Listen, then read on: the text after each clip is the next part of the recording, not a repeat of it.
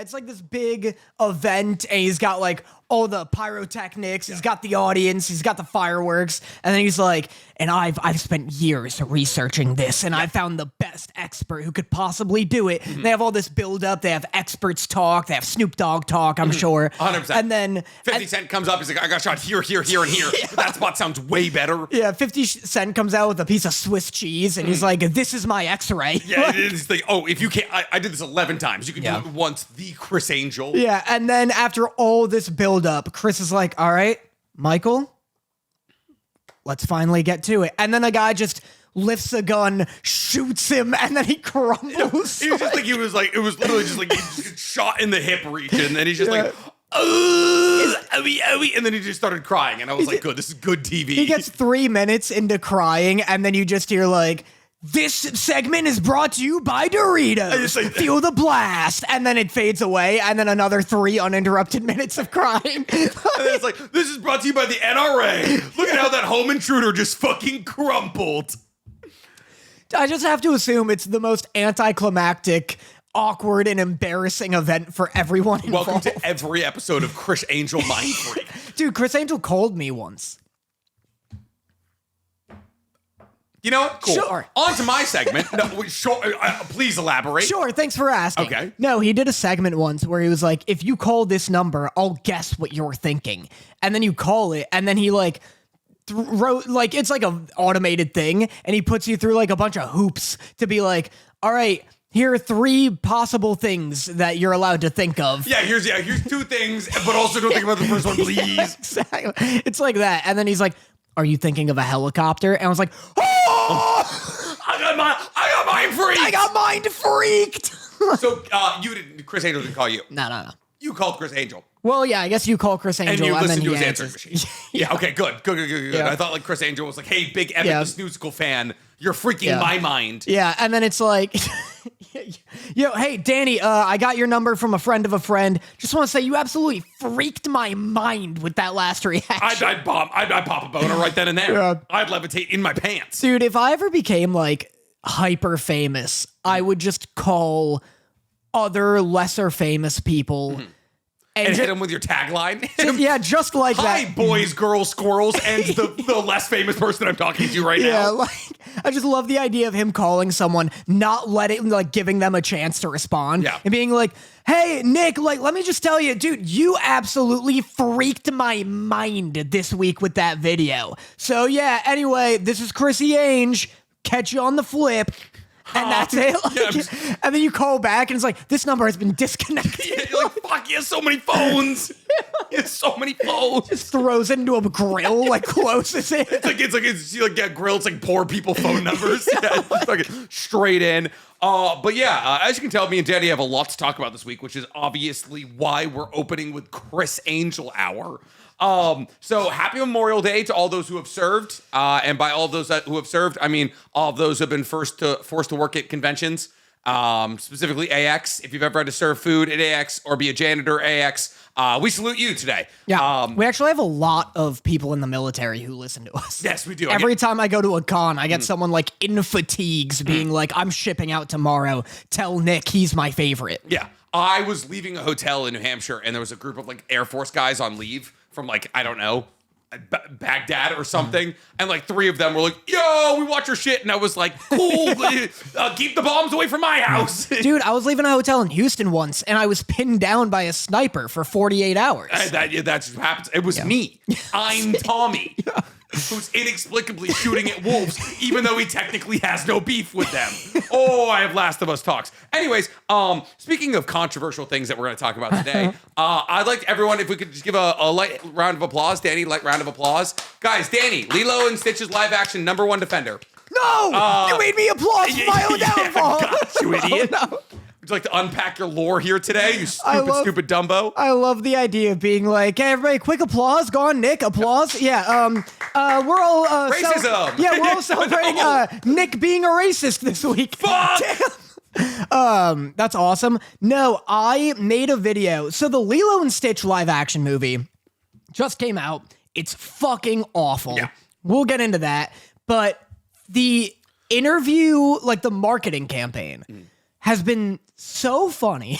Zach Galifianakis is like, they didn't let me be funny. I said, hey, I can make this funny. And they were like, is that going to make us money? And he was like, no. And then he told that entire story to a microphone. And there was no red dot placed on his forehead by the fucking reincarnated ghost of Walt Disney. Well, that's why it's so funny to me. Because, like, yeah, it's just every cast and crew member of the Lilo and Stitch movie blaming somebody else for why the movie's bad. Like, Zach Galifianakis is like, yeah, I told him I'd do an accent, but they didn't want it to be good. And then he's like, hey, it kind of works out because I can't really do voices anyway. And it's like, hey, buddy, you're voice acting. You're voice acting currently. Why would they hire you if you can't do voices? And so I made a video being like, because there's that interview, there's the director being like, yeah, we want to have Gantu in the movie, but the budget just wouldn't allow it. So we made it work without him. And I'm sorry. The budget would. Disney recreates one of its most popular movies of all time, which, mind you, already requires less artistic put in. Like, the script is already written, technically, right? Like, oh, cool. Like, there's way less pre-production required to make a fucking live action Lilo and Stitch, as opposed to, I don't know, let's generate an entirely new story. You can afford a little bit of CGI on the main antagonist of the story. Yeah. So, it's like the budget doesn't work. People were asking why Pleakley doesn't wear a dress, and he's like, I tried, but Disney wouldn't let me do it. Yep. And so, and he pans he pans to the camera. He's like, we could not lose the Chinese audience. And then he's like, you just see like a gloved mouse hand stick a clock next to his forehead. You just see like rats spill out of his sleeves. And so considering that all of these people are under contract by Disney, doing a press run to promote the movie. Yeah. It's hilarious that they're all saying things that would only result in people not wanting to go see the 100%. movie. So I made a TikTok about that, being like, hey guys, if you're out here trying to promote the movie, you can lie, 100%. And like, it's so funny to me that Disney isn't like, hey, just, quick, like PR run before you guys go out for that interview. When they ask you why we couldn't do things, don't blame us. Yeah. Say it was an artistic decision. Yeah, like, hey, why didn't you do the voice? You can't do voices. Lead with that. Blame yourself. Yeah. It's so funny that Disney, like, is just cool with them absolutely tanking this movie's reputation before it's out. To save their own hides. Like the director being like, I'm sorry, Disney held my hand. It was like, cool, dude. Like, whatever. We're still going to blame you. So I made a TikTok about that, and I got so many people being like, didn't know Danny was a corporate shill defending Disney. For fucking Disney once again, because that's what Danny always says. He says, Disney, give me money. I love you. Yeah. I think people are under the impression that these people are doing the interviews out of like the kindness of their heart and not because they're like being paid by Disney to promote the movie. 100%. That's the absurdism. They're not doing it for clout. They're doing it because into their contract there is month-long stipulations before and after the movie has come out to promote it. It's just a funny like retrospective on the, like when we look back on this train wreck of a movie and you like do a little digging and research and pull up these interviews, it's going to make a hilarious YouTube video for whoever puts it together. Like That's my bit. Every person involved with Lilo and Stitch trying to separate themselves from it. It's like worse than the Madam Web marketing campaign because that one was also bad, but it was just people clearly pretending to be excited about a bad movie. This one, no one's even pretending. Like, I'm starting to think that Disney may be a shell corporation. What was the last profitable Disney movie? That's so fair. Was it Thunderbolts? Thunderbolts, probably. No, it didn't do well. It didn't do well. No. It didn't. It's not doing well, apparently. Wild. Okay, then what? Deadpool, Wolverine? Inside Out 2. Okay, which made a good gajillion dollars. But like, I feel like every movie for the last 5 years that Disney has put out has been a flop. There's been a lot of them, for sure. It's been fucking Snow White. This apparently How to Tame Your Dragon or how to remake your dragon is also not good. That's DreamWorks, but whatever. Fucking like I feel like everything I hear from Disney in the last 5 years is like, we took a bath on that one. I feel like every Marvel movie to come out in the past like 10 years that wasn't Guardians 3 or Deadpool and Wolverine were like financial failures, like Venom 3, but I guess that's Sony. But still. Fucking, what's it called? Like the Marvels. Yep. Captain Marvel. just not doing well for this company. No, it's absolutely insane. So I don't get how they're like. Yeah. I'm hoping that this make like amongst like or combined with the how to remake your dragon popping out. Kills these remakes. Yeah, I genuinely have never understood why these things need remakes. Dude, despite what we're going to say about The Last of Us coming up, if you're gonna remake something, I would prefer more changes than not. Yeah. They obviously have to be good. Mm-hmm. Like, up until a certain point, when it came to The Last of Us remake or adaptation, the best parts of the adaptation were the changes from 100%. The games. Yeah. Like the Bill episode, the assault on Jackson in episode 2 of season 2. The most interesting shit was the stuff they changed. And so with like How to Train Your Dragon, I'd be so much more excited if it didn't just look like a shot-for-shot remake, but they're like, hey, this live action, we're going to get a little grittier with it. Like, they're going to feel like Vikings. Yeah. It doesn't need to be rated R. No. But like... Well, I don't know. Let me watch a dragon die to an axe. It'd be pretty cool. I want to watch a dragon get fucking decapitated. It doesn't need to be rated R, but make it like Pirates of the Caribbean, you know? Like, I'd be so excited if they're like, hey, this is like a hard PG-13 How to Train Your Dragon. Yeah. But you'll see the shadow of a dragon getting decapitated. Yeah, you know? like, but Lilo and Stitch, I did see it. Mm-hmm. It's... The reason I had to add some asterisks with the like, oh, make changes, but make them good, is because every change in the Lilo and Stitch movie is an absolute travesty. Yeah. Spoilers for the Lilo and Stitch movie. You don't care, right? I could give a fuck. Dude, like, we'll just cut straight to the craziest one, because my biggest issue, other than the ending, is that Jumba is just... so fucking boring. Mm-hmm. He's just Zach Galifianakis with no personality. So weird. Because in the original, he's like a mad scientist. He created Stitch to like eradicate planets. Yeah, Stitch is a genocide monster. Yeah. And Jumba's an evil genius, and he's supposed to make you feel uneasy at moments. In this, it's literally Zach Galifianakis just doing like no voice and no like evil personality. So weird. It's so weird. But anyway... I was hoping you didn't know how this movie ended, because I was gonna come to you and be like, they make one insane change to the ending. Yeah.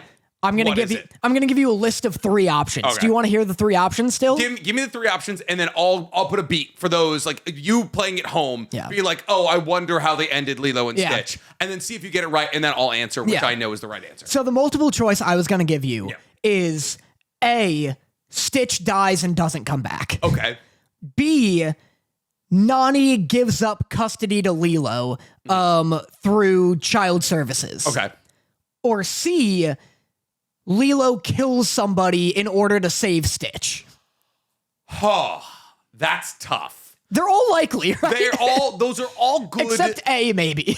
Well, maybe, but like also, you know, like Ohana, what does Ohana really mean? You know, that's what you have to ask yourself. I don't know anymore. Does Ohana mean killing, you know, to save your family? Does it mean maybe sacrificing yourself to save your family? Or does it mean giving up the person that you're supposedly having, like the person that means more than you to anything? The person that you, as one of the main characters of the story, gave up a large part of your childhood, and that's the fact is you're a 19-year-old girl who's had to give up on things like romance and give up on things like her dreams and all that to make sure that she keep an eye on her sister. So surely it wouldn't be B, right? Because Ohana means family and not giving up your little sister who the entire story is about raising to Child Protective Services, right? Who are the bad guys of the original Lilo. Right, yeah, so for it's not B. I think we can establish it's not B. Yeah. So I'm going to say A, Stitch dies. Stitch dies and doesn't come back. Does not come back.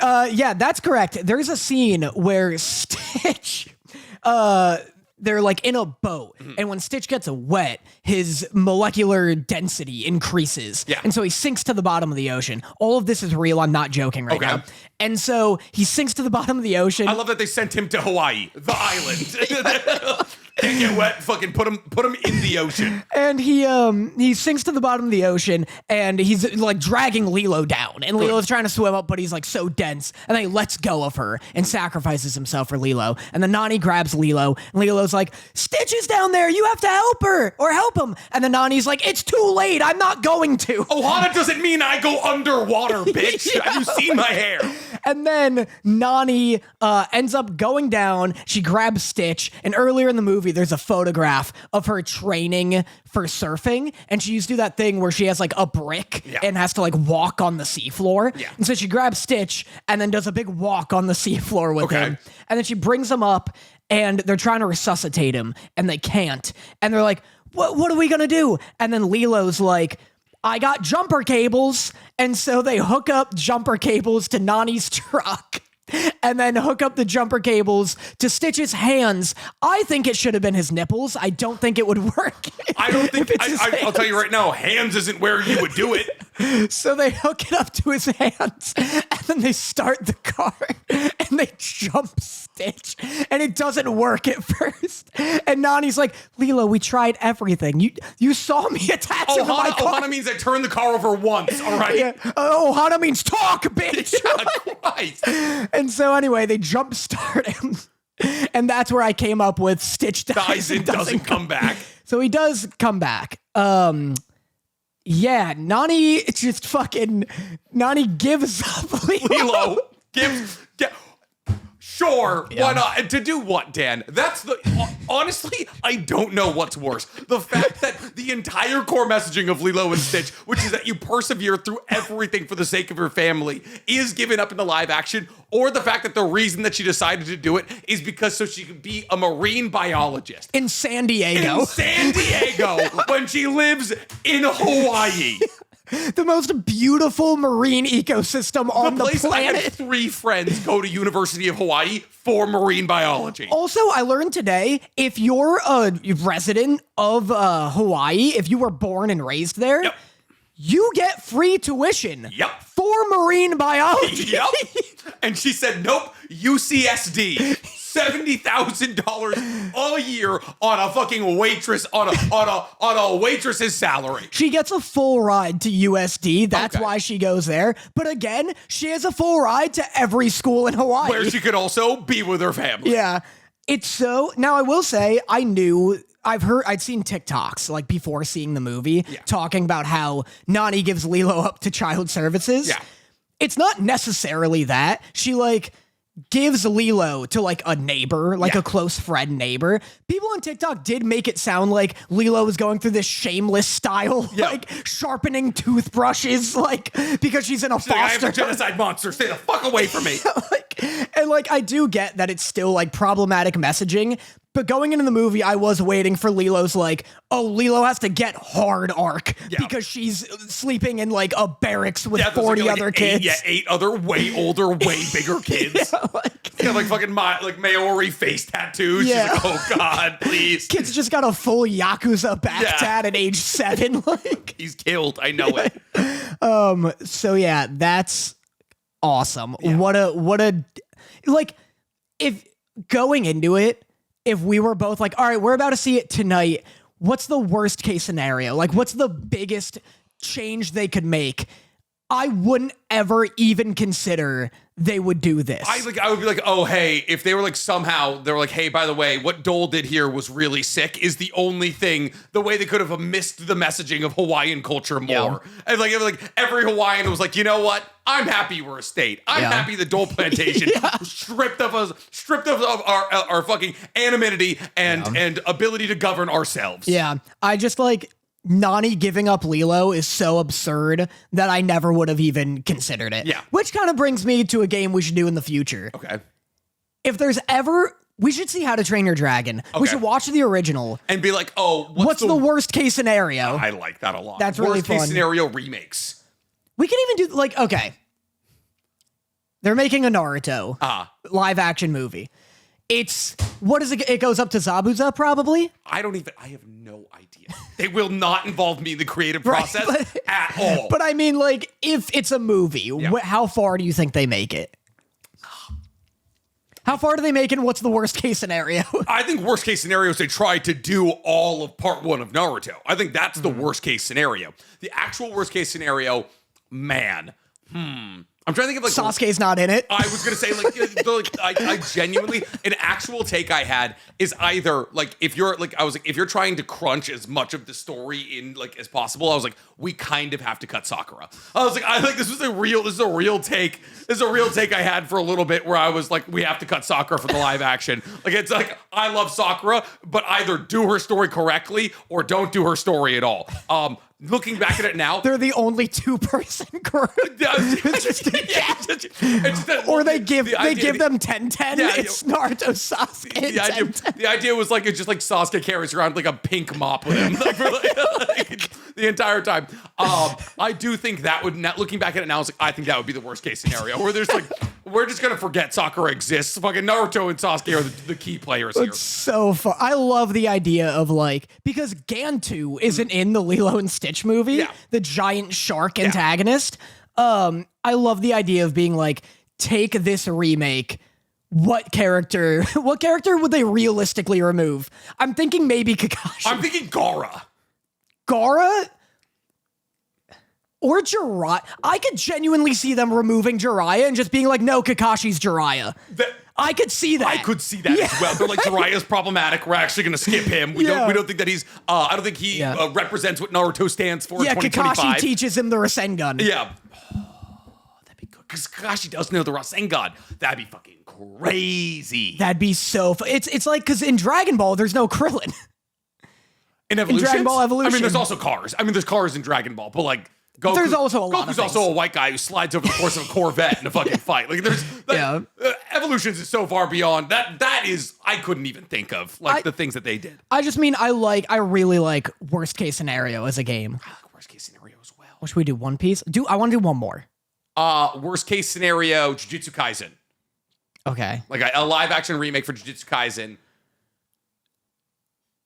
They don't have Chozo.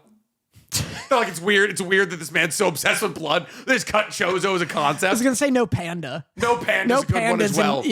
I could see no panda. Toge, fucking Inumaki can talk. They're like, oh, it's gonna be annoying if you can't talk. It'd be annoying if you can't talk. He could talk, but he's blind. He can't look. He has laser eyes. He's like, yeah, everything I say does manifest like horrors beyond my comprehension, but I can't see them. So you know, it's a realistic one. I could genuinely see them doing. What? Nerfing Gojo into the ground. Oh, yeah. I could really see some idiot director being like, yeah, it just doesn't work in live action. He's too strong. It's not interesting if Gojo's too powerful, like not understanding the full purpose of his character. Yeah. Oh, that would be good. Like, yeah, Gojo loses, and like the first battle he's in, and everyone's like, oh, what? And he's like, it's interesting now. It's interesting now that people are able to beat, like, Toji kills Gojo. Yeah. Toji kills Gojo, something a live action would do. I could see that. I'd love a director being like, listen, bear with me. I promise you're going to like this. There is no Yuji. I promise it works. Guys, I'm telling you right now, we're going real big on Wee Wee and Mei Mei, all right? I think their story is very, very 2025.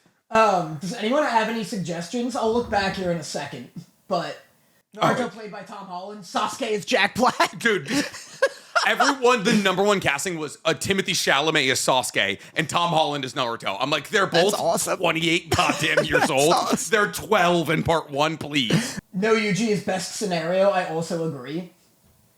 You're lagging. I guess there's nothing we can do about that. Yeah, sorry. Let me see. Just Zoro in Naruto. That'd actually be kind of based. That'd be funny. Yeah. They get the joke. All right. Well, now that we've talked Lilo and Stitch here, and now that we've talked about the way that we would write live actions, which is just better. Yeah. We have a couple of games we want to play here on account of the Crunchyroll Anime Awards coming out. Big news. So anime, as you guys all know, me and Danny were involved in the process of selecting what was up to be voted for things like Anime of the Year, Best Action, Best Upcoming or New Coming Series, Best Ongoing Series, all like that. And so some people think we are responsible for the choosing of what wins. That's not true. Our vote matters just as much as your vote matters when it comes to selecting what wins in the Crunchyroll Awards. We just got to choose what was put in the Crunchyroll Awards. And so we apologize for putting Soul Leveling and everything. But we weren't the only people selecting. Yeah. I don't know how many people were selecting. I'm going to say 100, maybe 200. Everyone could vote. What are you talking about? How many people were selecting the nominees? Yeah. 20. You think 20? Yeah, probably, right? 20 people? I guess probably more since we were included, but I'd like to think since we were I included. don't know about 100. I think 100 is probably fair. Maybe. Anyways, we're sorry we put solo leveling and everything, but you guys are the idiots who voted for it. So me and Danny are going to be doing a Who Did It Better game for the anime. Well, first, do you want to do the thing where we guess? That's where I was building to. Okay, go on. So we have a Who Did It Better for Anime of the Year, which is a winner's edition, where we have to say, we're pitting 2 Anime of the Year winners against each other in certain categories and saying which anime does that thing better. So if we're like, oh, action, and it is the winner of this year, which was Soul Leveling, for those of you who did not hear, versus action from last year's Anime of the Year, which was Attack on Titan? I guess this is what we have to do this. So before we play this game, me and Danny are going to go through what we think are the last 10 years of Anime of the Year winners. Or do you have the list up right now? Are you testing me? I'm trying to find it. Oh, it's in the doc. So, with the Anime Crunchyroll Awards now officially over, I'm going to be trying to guess which anime has won every single year since the Crunchyroll Anime Awards first year in 2017. Danny's got a list of all of the nominees. I have to guess from those nominees which anime I believe won. So, Danny, starting with 2017, let's go. This might not be that hard. Okay. For the entire game, because it's going to be like 6 anime you've never heard of and then 1 you have, and that's the winner. And then surprise, surprise. I feel like at least there's like a 2-person race in every single year. So we've got for 2017, the nominees are Descending Stories, Shawa Genroku Rakugo Shinju, Season 2. Of course. Land of the Lustrous, Little Witch Academia, March Comes In Like a Lion, Season 2, My Hero Academia, Season 2, or Made in Abyss, Season 1. Was I inaccurate? Was that the worst year of anime in history? You're telling me MHA Season 2 and what was the last one? Made in Abyss, Season 1. Made in Abyss, Season 1 are... Oh, wait, no, I actually do talk about this as the worst anime season. I do talk about it as the worst anime year in my entire lifetime. I think it's Made in Abyss.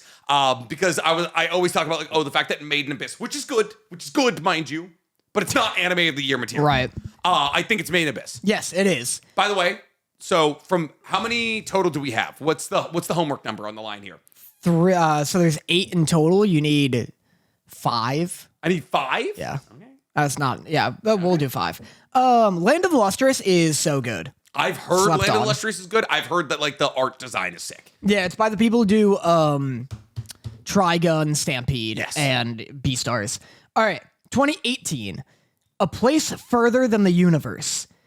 Hinamatsuri. Megalobox. Yep. Violet Evergarden. Okay.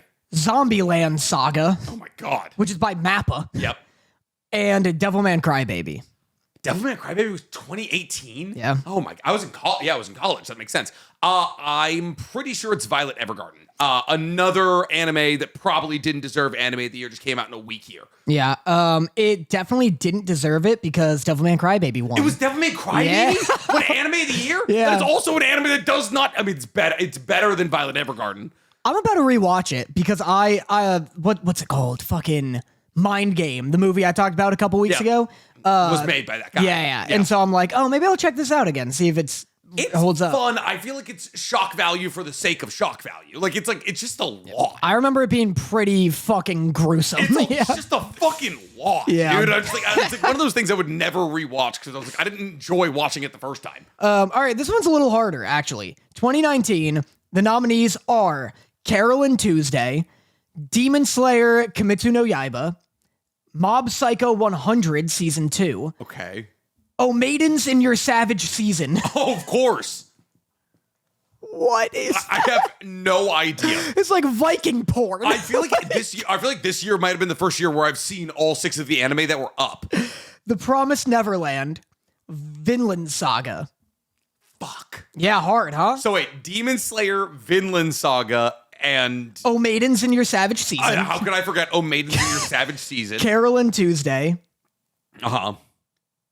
Vinland Saga, The Promised Neverland, Mob Psycho 2, Demon Slayer, Carol and Tuesday, Maidens. Is it Demon Slayer? I feel like Demon Slayer is the most popular out of all those, and this is, after all, a popularity contest. Demon Slayer ruled the world in 2019. It's Season 1 of Demon Slayer. Still. over Mob Psycho Season 2?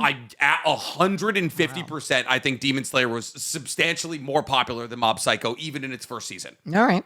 You're correct. Let's go. Yeah. Demon Slayer's first season isn't even that good. It's really not. It's very okay. It's nothing special, and I think that's why it was so popular, because it is just like, it was pretty and it was easy to digest. It was definitely pretty. Now we're like so spoiled that like a show like that comes out and I'm like, yeah, it better look like this. Yeah, like it better be the fucking standard. Yeah.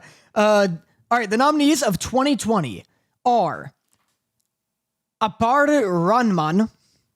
Was that even close that to sounded close? That sounded like the most half-ass effort at a Jamaican accent I've ever heard. It sounded a little Indian. Apare Uh-huh. Ranman. No idea. Okay. B-Stars. Dorohedoro. God. Jujutsu Kaisen. There it is. The Great Pretender. Oh, another good show, though. Yeah. Keep Your Hands Off Aizuken. How are these? Why is there one porn in each year? I like that we got involved this year, and it was the first year 6 good anime got fucking put up for it. Like, about time some people with opinions got in there. It's absolutely Jujutsu Kaisen. The only other anime in there that gives it a run for its money is Great Pretender. Yeah. And Great Pretender is great. It's called that for a reason. But yeah, no, it's Jujutsu Kaisen. I think it's got to be leaned back a little bit. I think it's a way. Yeah, there we go. Yeah, that's correct. 2021. Okay. 86. Okay. Jujutsu Kaisen Core 2. Oh. Attack on Titan, the final season, part 1. Oh, God, I forgot that This was a good year. I forgot that every different segment of Attack on Titan got its own fucking Emmy run. Odd Taxi. Okay. Ranking of Kings. Oh. Sunny Boy. Jeez. What was Sunny Boy? Sunny Boy's really good. It looks good. Sunny Boy's really... honestly, rather than rewatching Devilman Crybaby, you should just watch Sunny Boy. It's very goddamn good. It's an isekai, though. Yes, but it's a good isekai. Gotcha.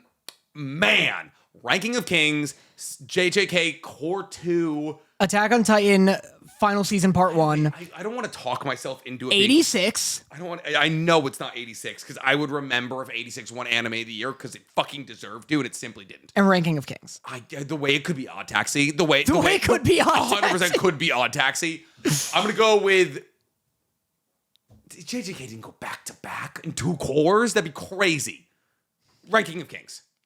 Attack on Titan, the final season, part 1. Isn't that ridiculous? Arguably the worst one Of all the final parts, that's the worst one. The worst final part, the worst anime on this list. Like the worst chunk of anime on this list. That's name That's value crazy. and name value. You know what it was? I think it was like that rating came out that it was like voting for when the second part was coming out. That's the thing that happens with these awards. Is that like people will vote for season 1 Soul Leveling, but season 2 just came out and people are like, oh, Soul Leveling's good. That happened with JJK, in hidden inventory, everyone was like, oh, it's JJK season 2. And it's like, no, they're only counting the first 4 episodes. All right, 2022.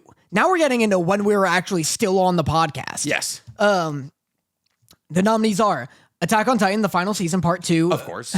Is that the one when Hanji dies? I genuinely don't remember. How many parts were there? There was. Were there 4? I think there was one where Eren gets his legs eaten. I think that was one of them. But that might have been the end of the last season. No, that's the first season. Eren loses his... Wait. No, there's like one of the seasons ends, or one of the episodes ends with like the cart titan popping out and like eating Eren's legs. That's like episode 11 of the entire anime. No, the cart titan. Yes. The cart titan anime. Okay, all right, you're right. Yeah, it doesn't get involved until the other country gets involved. Yeah. I don't fucking know. I don't fucking remember anyway, either. It's that one. Okay.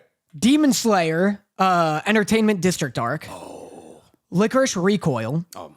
I watched first 9 episodes. It's fine. Cyberpunk Edge Runners. Ranking of Kings Core 2. Spy Family.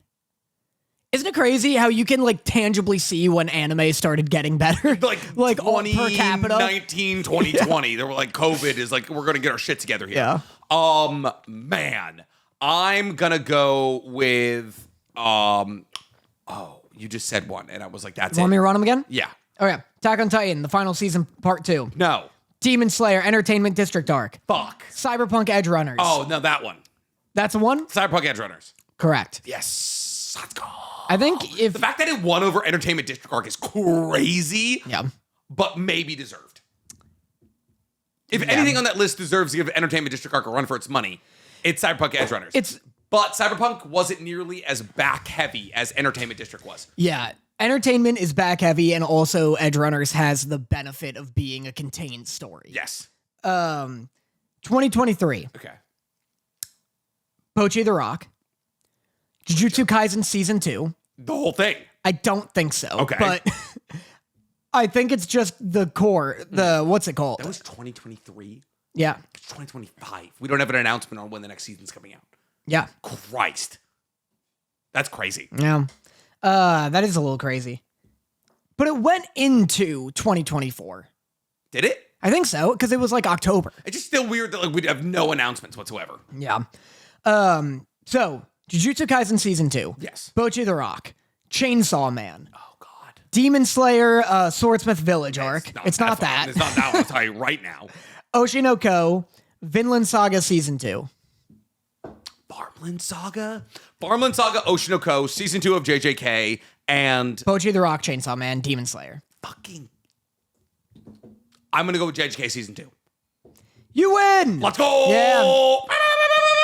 Wow. And then you want to do... 2024. Yeah. Oh, I guess it's Soul Leveling. Right now. Yeah, it's Soul Leveling. Yeah. Wait, that means I win. That means you do homework. That win, idiot. Yeah, but you know I won't do it. You should watch Wistoria. You should watch Wistoria. Thanks. Yeah, I think I will. I've been meaning to get around to it. Hey, I just found this new epic animation. I want you to watch it. Yeah. Here, I'll send it to your email. I got you. Yeah, okay. I appreciate and then I'll read it on your email. Yeah, I was gonna say just send it to my own email through my email. Yeah, that's how I commute. Like it's like typing to yourself on the DS. Yeah. In those little chat rooms. But yeah, so Soul Leveling won Anime of the Year, guys. I'm sure everyone feels though that was deserved, right? Everyone here, everyone thinks that Soul Leveling Season 1 I haven't seen anybody happy about it. Was better than the Apothecary Diaries. All right, I agree. Let's talk about what Soul Leveling Season 1 was better than. Kaiju number 8? Yeah, I'd say so. Let's stay there. Cool. All right, that was fun. I really didn't love Kaiju number 8. Kaiju number 8 is objectively fine. It's going to continue to be objectively fine. Yeah. It's Soul Leveling. Well, it's actually like a funnier Soul Leveling. It's a little funnier. I don't remember really what my gripes were, but I remember every week bitching about something. The main gripe with Kaiju number 8 is that every episode needed to be like 3.5 minutes longer. Yeah. Or all the episodes needed to be like 11 minutes shorter. Yeah. I remember the power system was silly. Like the guns, some guns do more bullet damage than others. Depending on how powerful your suit is. Yeah. And it was just like, at least with Solo Leveling, I was on my phone less than with Kaiju number 8. Yeah. Because it's the colors are prettier, the character design is better, and the fights are more interesting. But boy, oh boy, has this year proven that you just need good animation. Yeah, just the way if you can play straight into the middle and get mass appeal, boy oh boy, are you the best anime. So it's better than Kaiju number 8. It's better than anything else on that list. So the nominees for this year were Soul Leveling, Danzidon, Delicious in Dungeon, Frieren, Kaiju number 8, The Apothecary Diaries. I will say that it is better than Kaiju number 8, and that is it. I'd say better than Apothecary Diaries, but I'm a known Apothecary Diary hater. You hate Apothecary Diaries. Yeah. I think Apothecary Diaries is better than Soul Leveling Season 1. That's what we're talking about here, which I think is what everyone has forgotten. Yeah. I think Danzidon is better. I think Delicious in Dungeon is better. I think Frieren is better. I think Apothecary Diaries is better. Yeah, I would rewatch all of those anime before I ever thought about rewatching Solo 1. Yeah, Soul Leveling Season 1, too. Yeah. Fine. That's tough. Yeah. I got tricked. The Igris the Blood Red fight is on episode 8. Yeah. Episode 8. I know, I got tricked. For a second, I was like, well, I did enjoy it, and I enjoyed Season 2. Yeah. What happens, literally, Igris the Blood Red is episode 8. Tell me one thing that happens with Jinwoo besides the double dungeon that happens before episode 8. I just simply couldn't. He fights dogs, I think. Dogs. And maybe a snake. And there's some kobolds, some goblins. I can't fathom that there's 8 episodes in between the double dungeon and Igris the Blood Red. That's crazy. Yeah. He learns what male is. male. Yeah, of course. Mid-leveling is great. All right, so we're doing Who Did It Better? Anime of the Year Winners Edition. Below is a list of categories from the annual Crunchyroll Anime Awards. And in this list, the only anime being compared are previous Anime of the Year winners. Your job is to decide which previous Anime of the Year winners performs in each of its assigned categories better. Got it? Cool. So first up, we have Who Did It Better? Best Continuing Anime Series. The only Anime of the Year winners that were a sequel season of their anime. Attack on Titan, the final season part 1. Oh, that's when Eren attacks the big old, he wrestles with the weapons, Titan and all that. Yeah, the Hammer Titan. The Hammer Titan, yeah. All right, so Attack on Titan, the final season part 1, or Jujutsu Kaisen season 2. Can I just do this like TikTok friendly real quick? Yeah. Okay, so Who Did It Better? Best Continuing Anime Series, Attack on Titan, the final season, part 1, or Jujutsu Kaisen season 2. There's no contest, right? The way that one of these is an hour-and-a-half movie and the other is 12 episodes of content. Like, it's also just like, oh, cool. What's the big thing that happens in Attack on Titan, the final season, part 1? It's a big fight. It's a big first MAPPA poorly animated fight. Yeah, it would take genuine, like, bribery or torture to get me to rewatch Attack on Titan season 4 parts 1 through 2. Yeah. Did Attack on Titan's final episode, it was an absolute banger. It was fantastic. It was so good. The ending is better than the manga. It stumbled into that. Yeah, Attack on Titan's most rewatchable seasons are 1 and 3, in my opinion. You can pay me enough to rewatch 2. Yeah. And 4, it doesn't pick up till the second half. Yeah, exactly. So Jujutsu Kaisen season 2, which, mind you, is a fucking masterpiece. You put Jujutsu Kaisen season 2 against pretty much anything else on this list, I'm gonna go with that. Yeah, Who Did It Better? Best Score, Made in Abyss season 1, or Solo Leveling season 1. I don't know the goddamn music for either of these shows. I am gonna say Soul Leveling to be trendy. But yeah, A Made in Abyss is not. I haven't seen the show since 2018. I don't plan on rewatching it anytime soon. The only time I notice a soundtrack is if it's exceptionally good or exceptionally awful. Yeah, that's me with Lazarus currently. I'm like, wow, is this music not matching the tone? There's a full-on gun battle scene in the most recent episode, just like smooth, plucky jazz playing the entire time. Like, people are getting shot in the fucking head. That's like classic Shinji Watanabe. Shinichiro Watanabe, Yeah. yes. Who did it better? This is a question for you because I haven't seen Yuri on Ice. Yeah. Best romance / best couple, Yuri on Yuri on Ice, Yuri. Oh, gotcha. Okay. You want me to read this? No, I got it.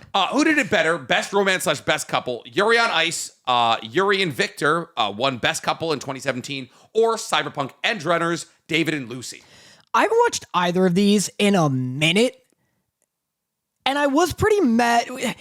Cyberpunk has the edge, zing, because they're allowed to be like an unabashed relationship. Yeah, they're allowed to like be with each other, and like Yuri and Ice is like, well, if they kiss, no one's gonna watch the show anymore. Yeah, it's like they didn't kiss, they just crashed into each other and this and that. I was gonna say Edgerunners. Yuri on Ice does have a really sick moment where they literally get engaged. Victor puts a little ring on Yuri's finger, and it's kind of great.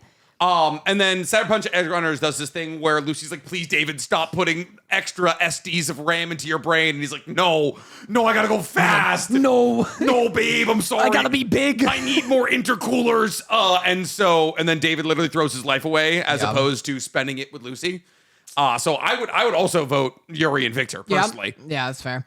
Who did it better? Best art design, art direction, Devilman Crybaby, or Attack on Titan, the final season, part 1?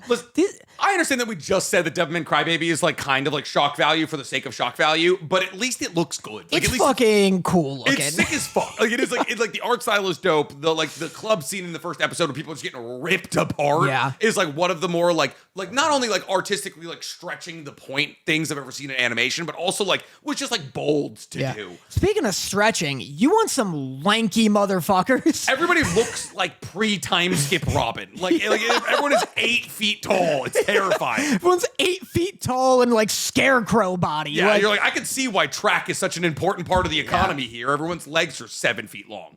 Honestly, you should have put Attack on Titan in music, because that's like one of the few anime whose score I like know a lot of. Yes. But putting Attack on Titan against anything else in most other categories is going to be tough for me. Yeah. Who did it better? Best character design, Jujutsu Kaisen season 1 or Made in Abyss season 1? Again, I haven't seen Made in Abyss. These are cool ass looking monsters. JJK is unfortunately just a lot of people in, school uniforms at the end of the day. Yeah, but look at the monsters too. You got the cuttlefish monster. Yep, you got that's fair. Volcano Head. Mm-hmm. Jogo. I will Hanami, say, Mahito. You know what though? To your point, JJK's like protagonist designs don't do a lot for me. I like Gojo's design. I like Sukuna's design. Yeah. But like Megumi, Yuji, Maki are all very normal designs. Yeah. Made in Abyss. This is like a cast of a JRPG. Yeah, I really like every single character design in Made in Abyss. No, that's very fair. I think I'm gonna also have to go with Made in Abyss here because their monster design, once you get lower in the Abyss, is like nightmare worthy shit. Who did it better? Best drama: Attack on Titan, the final season, part 1, or Cyberpunk Edge Runners? All right, to say something good about the final season, part 1. Yep.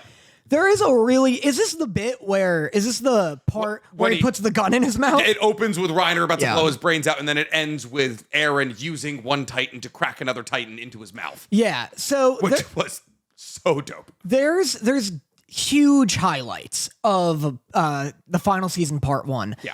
The least of it being its fucking name. Yeah. But the final season part 1 has that Reiner with the gun in his mouth goes really hard. Yeah. And then also I heard they made a statue of that. Yeah, they made a life-size statue of that. It's on its way to my house. Oh, cool. But Twinning. I'd love to do a photo shoot with a life-size statue. I get that as my full back piece. Yeah, dude, Fridays are crazy in the Motta household. Dude, I was cracking myself up remembering our bit of like full body Luz. Full bar. What were we doing? Luz from the Owl House doing this. When you did this, I thought Lucario, and I was like, that's also really funny. Luz is worse. I forgot full body like back tattoo. Like her head is on the back of my head, and her feet are on my heels. I love the idea of sitting an artist down and being like, crazy idea here.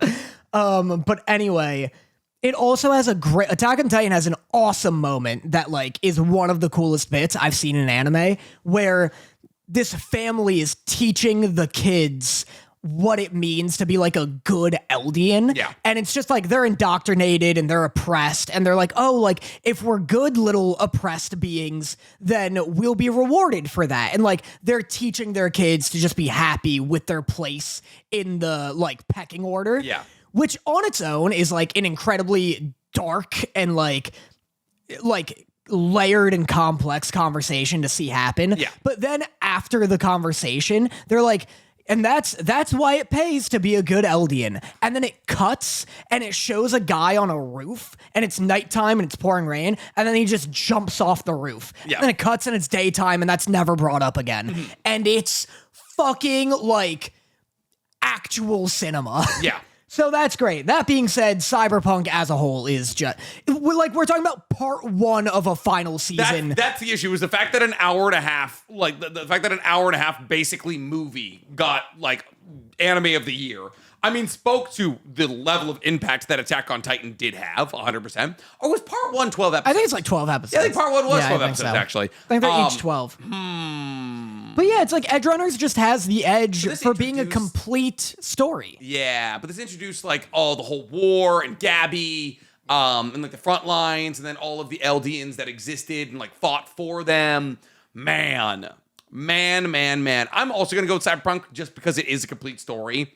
Yeah. And we're talking about one season, but that does like the world building that had to take place in those first 12 episodes was fucking crazy. Yeah. That one's close. All right, Cyberpunk. All right, who did it better? Best director / direction, Jujutsu Kaisen season 2 or Devilman Crybaby? Yeah, this is like That's a good question. That's really good. This would be harder if either of us had seen Devil May Cry Baby in the last like 6 years. Yeah. I will say what's so impressive about JJK season 2 is that you can really see the directing. 100%. I can see how watching the anime is a completely transformed experience from reading the manga. It's not comparable. Yeah, they do so many like artistic changes. Especially in Hidden Inventory. Like Hidden Inventory is like there's so many like beat changes, like you linger on moments, the music, all of that. Like the direction for season 2 is like genuinely breathtaking. Like, they crushed it. And I just don't know if that's the case for Devilman Crybaby because I haven't read the manga. Well, it's a remake. Yeah, and it's a remake. Yeah. But so yeah, I guess it's definitely like modernized. Like there's rapping 100%. In it. Yeah, like rapping is a big part of the story. Yeah. It's tough. It's really tough. The more I think about Devilman Crybaby, the more I'm like, wait, maybe it's closer than I think. It is. I would say these are the only two that, like, this is the only in terms of direction you could compare to JJK season 2, and I'd be like, oh, that is a close, like a close fight here. I'm gonna say JJK season 2 just because of recency bias. Yeah, that's it. Like, I'm just gonna acknowledge the fact I have recency bias, and I'm going with season 2 of JJK. I agree. Who did it better, best action, Jujutsu Kaisen season 1 or Solo Leveling season 1? I'm going to give this entirely to you. That is, so the key fights here, right? And like we're shown here, the Hanami fight with Todo is huge. There's the fight against the Cursed Womb paintings with Nobara. There's the Kyoto versus like Tokyo school fight. Man, what else is there? The Mahito first time when like Yuji gets stuck in his domain expansion and Sukuna shows up. That's like the introduction of Nanami's like 3rd and 7th rule or whatever the hell. Season 1 of Soul Leveling is he fights a big snake. Yeah. He fights Igris. He fights against the lizards. The people who like trap him in the fucking gate and try to kill him, like him and like his buddy. I'm gonna say JJK season 1 is better from an action perspective, just because the fights meant more to me. I've been saying this about Solo Leveling the whole time, where it's like the fights I don't think it'll ever have like a peak fight for me. Yeah. Because I can't see any of the fights ever really meaning none of these characters mean enough to me that I can be like, oh, like their life hangs in the balance here. I give a shit. Yeah, it's like Rengoku versus Akaza. Yeah. Isn't the best like choreographed fight I've ever seen. It's not the best animated fight I've ever seen. Yeah. But it is one of the best fights I've ever seen. Literally because it's the sun fighting against the concept of the darkness. Like Rengoku is supposed to be like this like symbol of the sun, and like everyone is looking at Rengoku as like this bastion of light trying to like beat away the darkness, and he fails. Yeah, it's so that another good example would be Rock Lee and Garo, where it's like every JJK fight visually beats it. But like it's so emotional and everything, like all the context behind it and how much I care about the two characters makes that one of the most iconic fights. And you could be like, oh, well, like Jinwoo was like a nobody who's fighting against like, you know, the oppression of like the hunter system or something like that. But like the way that he's immediately not a nobody. Like Rock Lee never is like, sure, when we first meet Rock Lee, he's impressive. But when you learn about what he's had to do to accomplish it, it becomes all the more impressive. And what can like we can say like, oh my God, like Jinwoo has a training arc. But like at the end of the day, like Jinwoo gets an awakening. Rock Lee has to walk around the fucking village 1,000 times on his hands. Yeah. Who did it better, best animation, Demon Slayer season 1 or Yuri on Ice? For sure, Demon Slayer season 1. I didn't even know. I was like, I was baffled that Yuri on Ice is Mappa. Yeah. Someone should remind Mappa about that. But fair. Like Yuri's looks good. There's no moment that really like springs to mind and is like, man, this is like, I gotta rewatch this scene. Like, this is a generation. There is like an OVA that's really well animated. I think it's Welcome to the Madness, something like that. And that's really good. But it's no Demon Slayer. Yeah. And this isn't even like about it being an ice skating anime. Because what I'd compare it to is Blue Lock, the last episode of season 2. Mm-hmm. That's better than anything in Demon Slayer season 1, in my 100%. Opinion. Yeah, no, 100%. Like Demon Slayer season 1, we're talking about like the arrow fight. Yeah. We're talking about the drum demon, a couple of like not like technically difficult fights to animate there. All right, who did it better? Best main character, Demon Slayer season 1, Tanjiro, or Jinwoo? Tanjiro. Yeah, Tanjiro, for sure. On. That's Jinwoo. Jinwoo got best main character in 2025. Jinwoo got listen, we haven't gone over what won. We haven't gone over what won. This is me just now finding out that Jinwoo has won best main character in 2025. Best main character over Frieren over what's that dude's name? Fucking Lios yeah, over from Lios. Dungeon, like anybody with a modicum of a personality. Over either protagonist and Dandadan? Yep, over the Momo or fucking Okarun. I'd take Kafka over Jinwoo. Whoa, that's so funny. Mao? Best protagonist. Fucking Mao? This has been a damaging year. We are so all right. We're done. We're done with this now. Wait, last one, because the last one's a bit. Okay. 11. Who did it better? Should not have won Anime of the Year. Solo Leveling season 1 or Solo Leveling season 1? Thank you, the Batman. I appreciate this. I know I have to look at one. I've been driven by so much anger finding out that Jinwoo was Anime of the Year winner. Yeah, that's infuriating. All right, so Anime of the Year, that is gonna be. I have Anime of the Year. I have Best Drama, Frieren. Cool. Best Anime Song of the Year, Otanoke by Creepy Nuts. Fucking it better be. But it was like Otanoke. It was Creepy Nuts versus Creepy Nuts. Yeah. It was like Otanoke versus Bling Blong Blong or whatever. Oh, really? Yeah, I think it was like literally they were up for both of them. Best Animation in a Series. Danny, time out. No. Best Continuing Anime Series. What do you think won? I know it won, and did it go up against One Piece? So for those of you who don't know, the Hashira training arc won Best Continuing against Core 3 of Bleach, of TYBW Core 3. My Hero Academia Season 7, that's fine. One Piece just existing. Oshinoko Season 2 lost to the Hashira training arc. All of those should have won. I don't know dick about Bleach. I also am not caught up with One Piece, but just the buzz that One Piece had this year. Fucking Egghead Island. Egghead Island is so much better than the Hashira training arc. It's not even close. It's not even. I think that's made me angrier than Jinwoo. I don't know anyone who liked the Hashira training. I'm like actively shaking. Oh my God. Whoa. That's awful. Best new anime series, Solo Leveling. Can you send me this? I don't have the nominees. I just have the winners. Gotcha. It's on Crunchyroll's website. But texting it to you. Text me. Say your phone number out loud for me real quick. When I type in your name, the anime I almost IRL. did it. Please don't do that to me. All right. I got 8. 8 is your phone number. Every week I'll be giving a new 8 actually is the first number in your phone number. So please. Yeah. Every game we play should be for a new number. A new digit in the phone number is fucking awesome. I actually quite like that. All right, so I won this week, which is why I gave away 8. Yeah. All right, so best new anime series. All the new anime series was literally just the same as Anime of the Year. Hold on, let me catch up. So we got Anime Film of the Year. How'd you scroll all the way down to that? Because we've been ripping. I didn't talk about Look Back winning anime over The Dumpster Battle and You're Next. Chill out. Global Impact Award Attack on Titan. Global Impact. What does that even mean?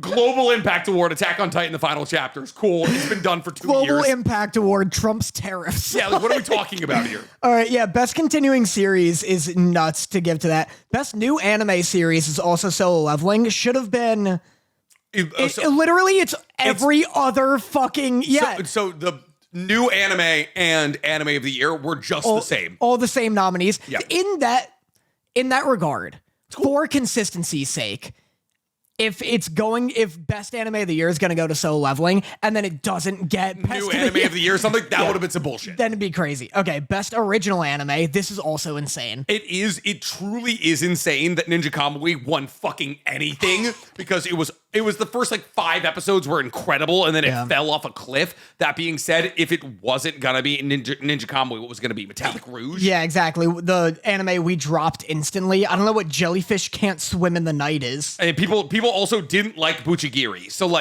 there was no good choice for best original anime of the year. Best animation, Hashira training arc is crazy. Actually, the Hashira training arc give this one to Solo Leveling. Give it to Dawn to Dawn. Give it to Dawn to Dawn. Give it to Delicious in Dungeon. Give it to fucking Frieren. Give it to Kaiju Number. Give it to anything else. Who do you think's gonna get best direction? The Hashira training arc. At this fucking rate, the Hashira training arc. Why not? I think it should. I like how we animated Muzan to walk in slow motion for 3 minutes. I know. I like how we paid a video game graphics team to blow up a house. The only well animated episode in the Hashira training arc is episode 8. Mm-hmm. And mind you, there's only 8 episodes. Okay. Best character design, Don, sure. Deserve it. Whatever, guess. fine. Yeah, that's fine. Who else? Best director, Frieren. I can live with. All it. right. That to me, that's the right answer. Outside of maybe Don to Don. I was gonna say Don to Don is similar to JJK with me, where I'm they're sound design's going crazy hard. Yeah. A lot of the editorial decisions are going nuts. Yeah. Yeah, but Frieren, whatever. Best background art. Why is this even a... The fact that I literally think they made it this year for Frieren because the backgrounds are so fucking gorgeous. Yeah, I shouldn't have said why is this. That's like a totally different job from animator that should get respect. Yeah. Best romance anime, Blue Box. I don't know what this is. We haven't seen any of these. Yeah, it looks pretty. What's a Ranma 1/2? I feel like I've heard of this. It's a remake of a show from the 90s about like karate. Scott Pilgrim Takes Off? Should that count? Was that made by people in Japan? I think so. I don't know, actually. I mean, it is definitely a romance. Yeah, weird. Best comedy, Mashal. Over Delicious in Dungeon. I think Konosuba should have won that technically, but Mashal is more popular. Dandadan not being on here is ridiculous. If Delicious in Dungeon gets to make it, why doesn't Dandadan get to make it? The entire first season is literally just about Okarun's testicles. Yeah. Best action is Solo Leveling. Whatever. Should have been Bleach. Should have been Dandadan. Should have been Bleach is what it should have been. Demon Slayer Training Arc getting nominated is ridiculous considering it's a slice of life anime. I'll tell you right the fuck now. Wasn't me who put it up there. Yeah. Best Isekai, I mean, Konosuba is what my choice would have been, but ReZero Season 3 is very fair. Shut up. I'm just happy it wasn't Mushoku Tensei. I hate you for liking Konosuba. I love Konosuba. It's funny. I'd rather you like Mushoku Tensei than Konosuba. So fair. You know what? It's probably the worst thing about myself is me liking Konosuba. All I know about it is all the frames they put into Steel. Yeah. Best drama anime, Frieren, sure. Oshinoko season 2 though. You're not rumbling about that? I would say Frieren and Oshinoko, either of those would have been deserved. Anything else would have been fucking ridiculous. Yo, Pluto got a shout out. Pluto is very good. I just don't think it's better than Oshinoko season 2 or The Apothecary. The Apothecary Diaries also deserve to be up there. Best slice of life anime, Makin. Too many losing heroines. Sure. Why not? Yeah, why not? They should put fucking Windbreaker on here. Oh, Danny, look where we're at here. Best main character. That's so crazy. Sung Jin-woo over Frieren, Kafka, Okarun, Mao Mao, and Momo. Yeah. All characters who are better than... Listen, I like Jin-woo. I've spoken at length about the fact that the reason that Soul Leveling works is because Jin-woo is the most likable MC in a power fantasy ever. But he's not better than any of these other listed characters. He's I'd give it to both Don protagonists to Mao Mao before I and give it to him. Or That's Momo. so crazy. The supporting character is Fern. Deserved. That's so fucking... If it was not Fern, it was supposed to be Senshi. I'm shocked this whole list isn't just like all Frieren characters. Yeah. I can't believe Stark's not on this. You're right, he's not actually. Himmel. Himmel is, who... That's ridiculous. He's in like 2 episodes. I got yelled at because I was like... I said exactly that. People yelled at me. I was like, Himmel being on this list is stupid. People were like, you're literally an idiot. Himmel's in flashbacks all the time. And I was like, yeah, flashbacks. He's not supporting the plot. He's dead.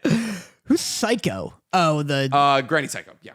I thought it was weird. She shouldn't be on here. She also feels like she's in 2 episodes. Barely in the plot, yep. I know, she's in it. Wait, no. Because Turbo Granny's in this. Turbo Granny's also in it.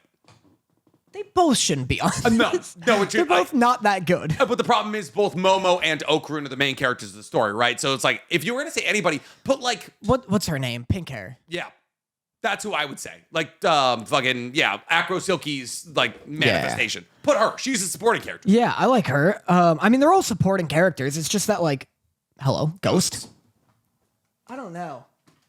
The supporting cast isn't the highlight of Down to Dawn. No, it's absolutely Momo and Okarun. Actually, it's funny you say that. In the manga, they absolutely are. Because it's battery. Like it charges its battery as well. Most protected all cost character. I think Anya has won this award no less than 7 times. Oh my god, I can't believe Spy Family is like every year Spy Family's nominated for a thing. Yeah. Yeah, Anya won't stop winning. Nope. Frieren, I feel like it makes sense to lose because she is like 1,000 years old. 1,000 years old, and also a fucking like she knows Avada Kedavra. She's the most powerful, witch in the entire world. Okarun, kind of the same thing. Like I don't consider anyone who's crazy powerful as somebody who needs to be protected. The 1 year this was like an actual neck to neck Anya versus Boji yeah. versus fucking old Snake Eyes from. Something about an apartment. Oh my god, dude! Fucking, I forgot You about that made a show. video about it. Oh my god, I forgot about a video about Like My Neighbor or no? What is it? No, you're right. My Neighbor something. It's like a child living alone in an apartment. Fuck, what is that called? Oh, what is that called? I don't know. Yikes! Chat and tell us. And we got Senshi. Whatever. Again, like Senchi's just he's an old man who cooks. yeah. Kotaro lives alone. Yeah, Kotaro lives alone. Oh my god, that was a tough year. Yeah. Tokiyuki Hojo from Elusive Samurai. Yeah. I don't know any of the characters in Elusive Samurai. It's just the elusive samurai. And Yuki, A Sign of Affection. Whatever. Best anime song, Otanoke. Yeah. So it was either going to be Otanoke or Bling Bong Bong Born by Creepy Nuts. Or Abyss by Youngblood. Yeah. Dude, that song rips from Kaiju number 8. And they're like, I see hell die. I have no in your reason eyes. to hate Youngblood. I think I'd physically attack him if I saw him. I don't know. I just every time I see him on TikTok or something, I'm just like I feel my fists just clench. It's like him and Manuel Miranda. I have no reason to hate them, but I have this visceral, blood curdling reaction to their faces. Dude, I forgot that song. That's so. I've never seen Youngblood. What does this guy look like? I just read Save me. Save my life. I get it. You get it? He looks like oh my god. This guy who did that song that's like I'm a 5'4" man or who slit He looks like the TXT or whatever his fucking name is. They could actually be related. He looks like Pete Davidson, like with lip filler. Yeah. He looks like a T2T or whatever that guy's fucking name is. I very purposely blocked it out of my memory. Anyway, best anime score went to Soul Leveling. Once again, wrong. Best anime opening sequence, Okanoke. How is that different from anime song? I've never understood the differentiation. The animation. Best anime. Oh, you're right. Best anime ending sequence, Soul Leveling. Don't care.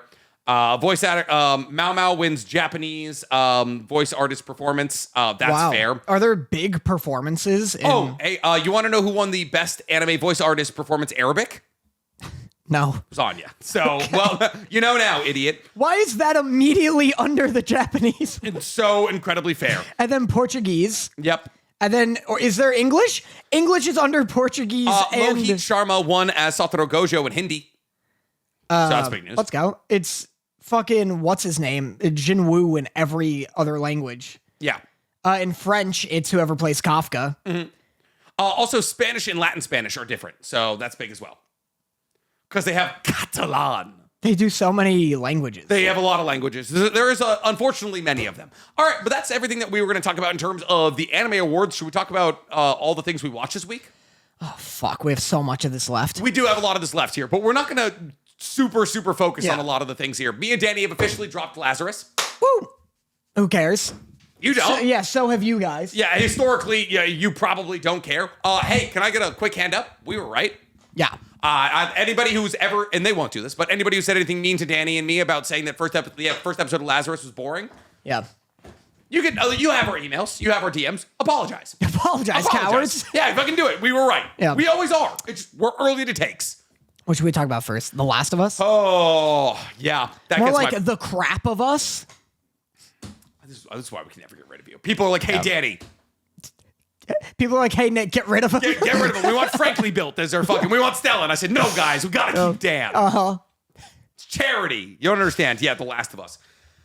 Oh, boy. I want your take first because you've played through this part of the game. And my biggest thing is, like, every time I'm watching the episode, I'm like, I wonder how it differs from the game. Because I simply can't imagine it went down like this. I kind of want to do an Uno reverse on you. Oh. Because I find it more fun. So I've beaten the game. Yes. I find it more fun to hear the parts that you're like, there's no way this happened in the game.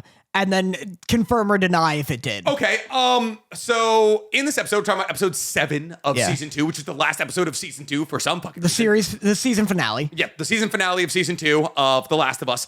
And we've already established that Dina doesn't get injured Right, and so Dina in the game, in the game, Dina does get injured. She's just at the theater, just sick. Love that for some reason. Can I do a little gripe here before I say some things that I don't think were in the video game?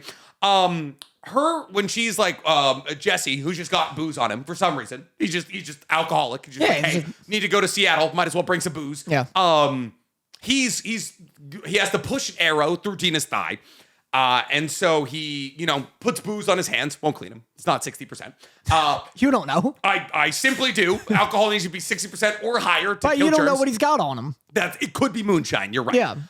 So pure, does a little wash to his hands because he's got to do surgery. He knows where all the arteries are. Never established why Jesse knows that. Just I assume everyone in the apocalypse has knows where the veins in base medical knowledge. Where they're always going where out. The arteries in your thighs are. Yeah. Sure. Why okay. not? And then he goes then and pours alcohol on her wound to make sure that it gets clean, gets clean so she can he can operate kind of thing. I hate that you're a doctor. What do you think happens when you pour alcohol into an open wound? It gets clean. Fair, right? Fair. But also, what do you think happens? Alcohol probably gets into your blood, right? Let's say sure. you have a huge gaping wound. You pour booze into it. Get a little sauced. Yeah. And so he's like, "Hey, you should take a sip of this." And she's like, "No, Jesse. No, I won't take a sip of that." Yeah. And then just doesn't elaborate. Right. Hey, Dina, there's already booze in your system. The way that she was. Oh, Danny. Her being like, I'm not going to drink. That'll endanger my baby. You knew you were pregnant, and you came on a I'm going to murder an entire village of people tour. I can't have a sip of that booze. What if my baby gets alcohol fetal syndrome? You have an AR-15 in your head. It made me so angry. What do you mean we're not endangering the baby now? What do we mean we're not endangering the baby? You're here. There's the apocalypse around you. You are here to murder people. Oh. She said, I'm good. She said, no thanks. I don't want one sip of whiskey. No, thank you. It might endanger my baby. Yeah. By the way, how's the town-wide assassination mission going, Jesse? She said, Jesse, unless that's an appletini you're offering. No thanks. By the way, Jesse, how did I get this wound? Was it running from a group of non-verbal people with arrows? I'd love Jesse being he pours some on his hands, pours some in the wound, and he flips up like a shaker, and he's like, "Hey, quick daiquiri for you." Yeah. What are you feeling here? I only have bitters. I apologize. Dina, you've never turned down my espresso martinis. Yeah. He's like, let me froth this egg white here. Yeah. For the whiskey sour I'm making. Yeah. So yeah, that was infuriating. Yeah. I was absolutely infuriated. Yeah, I'll agree that doesn't happen in the game. Oh God. Oh my God. Okay, what else?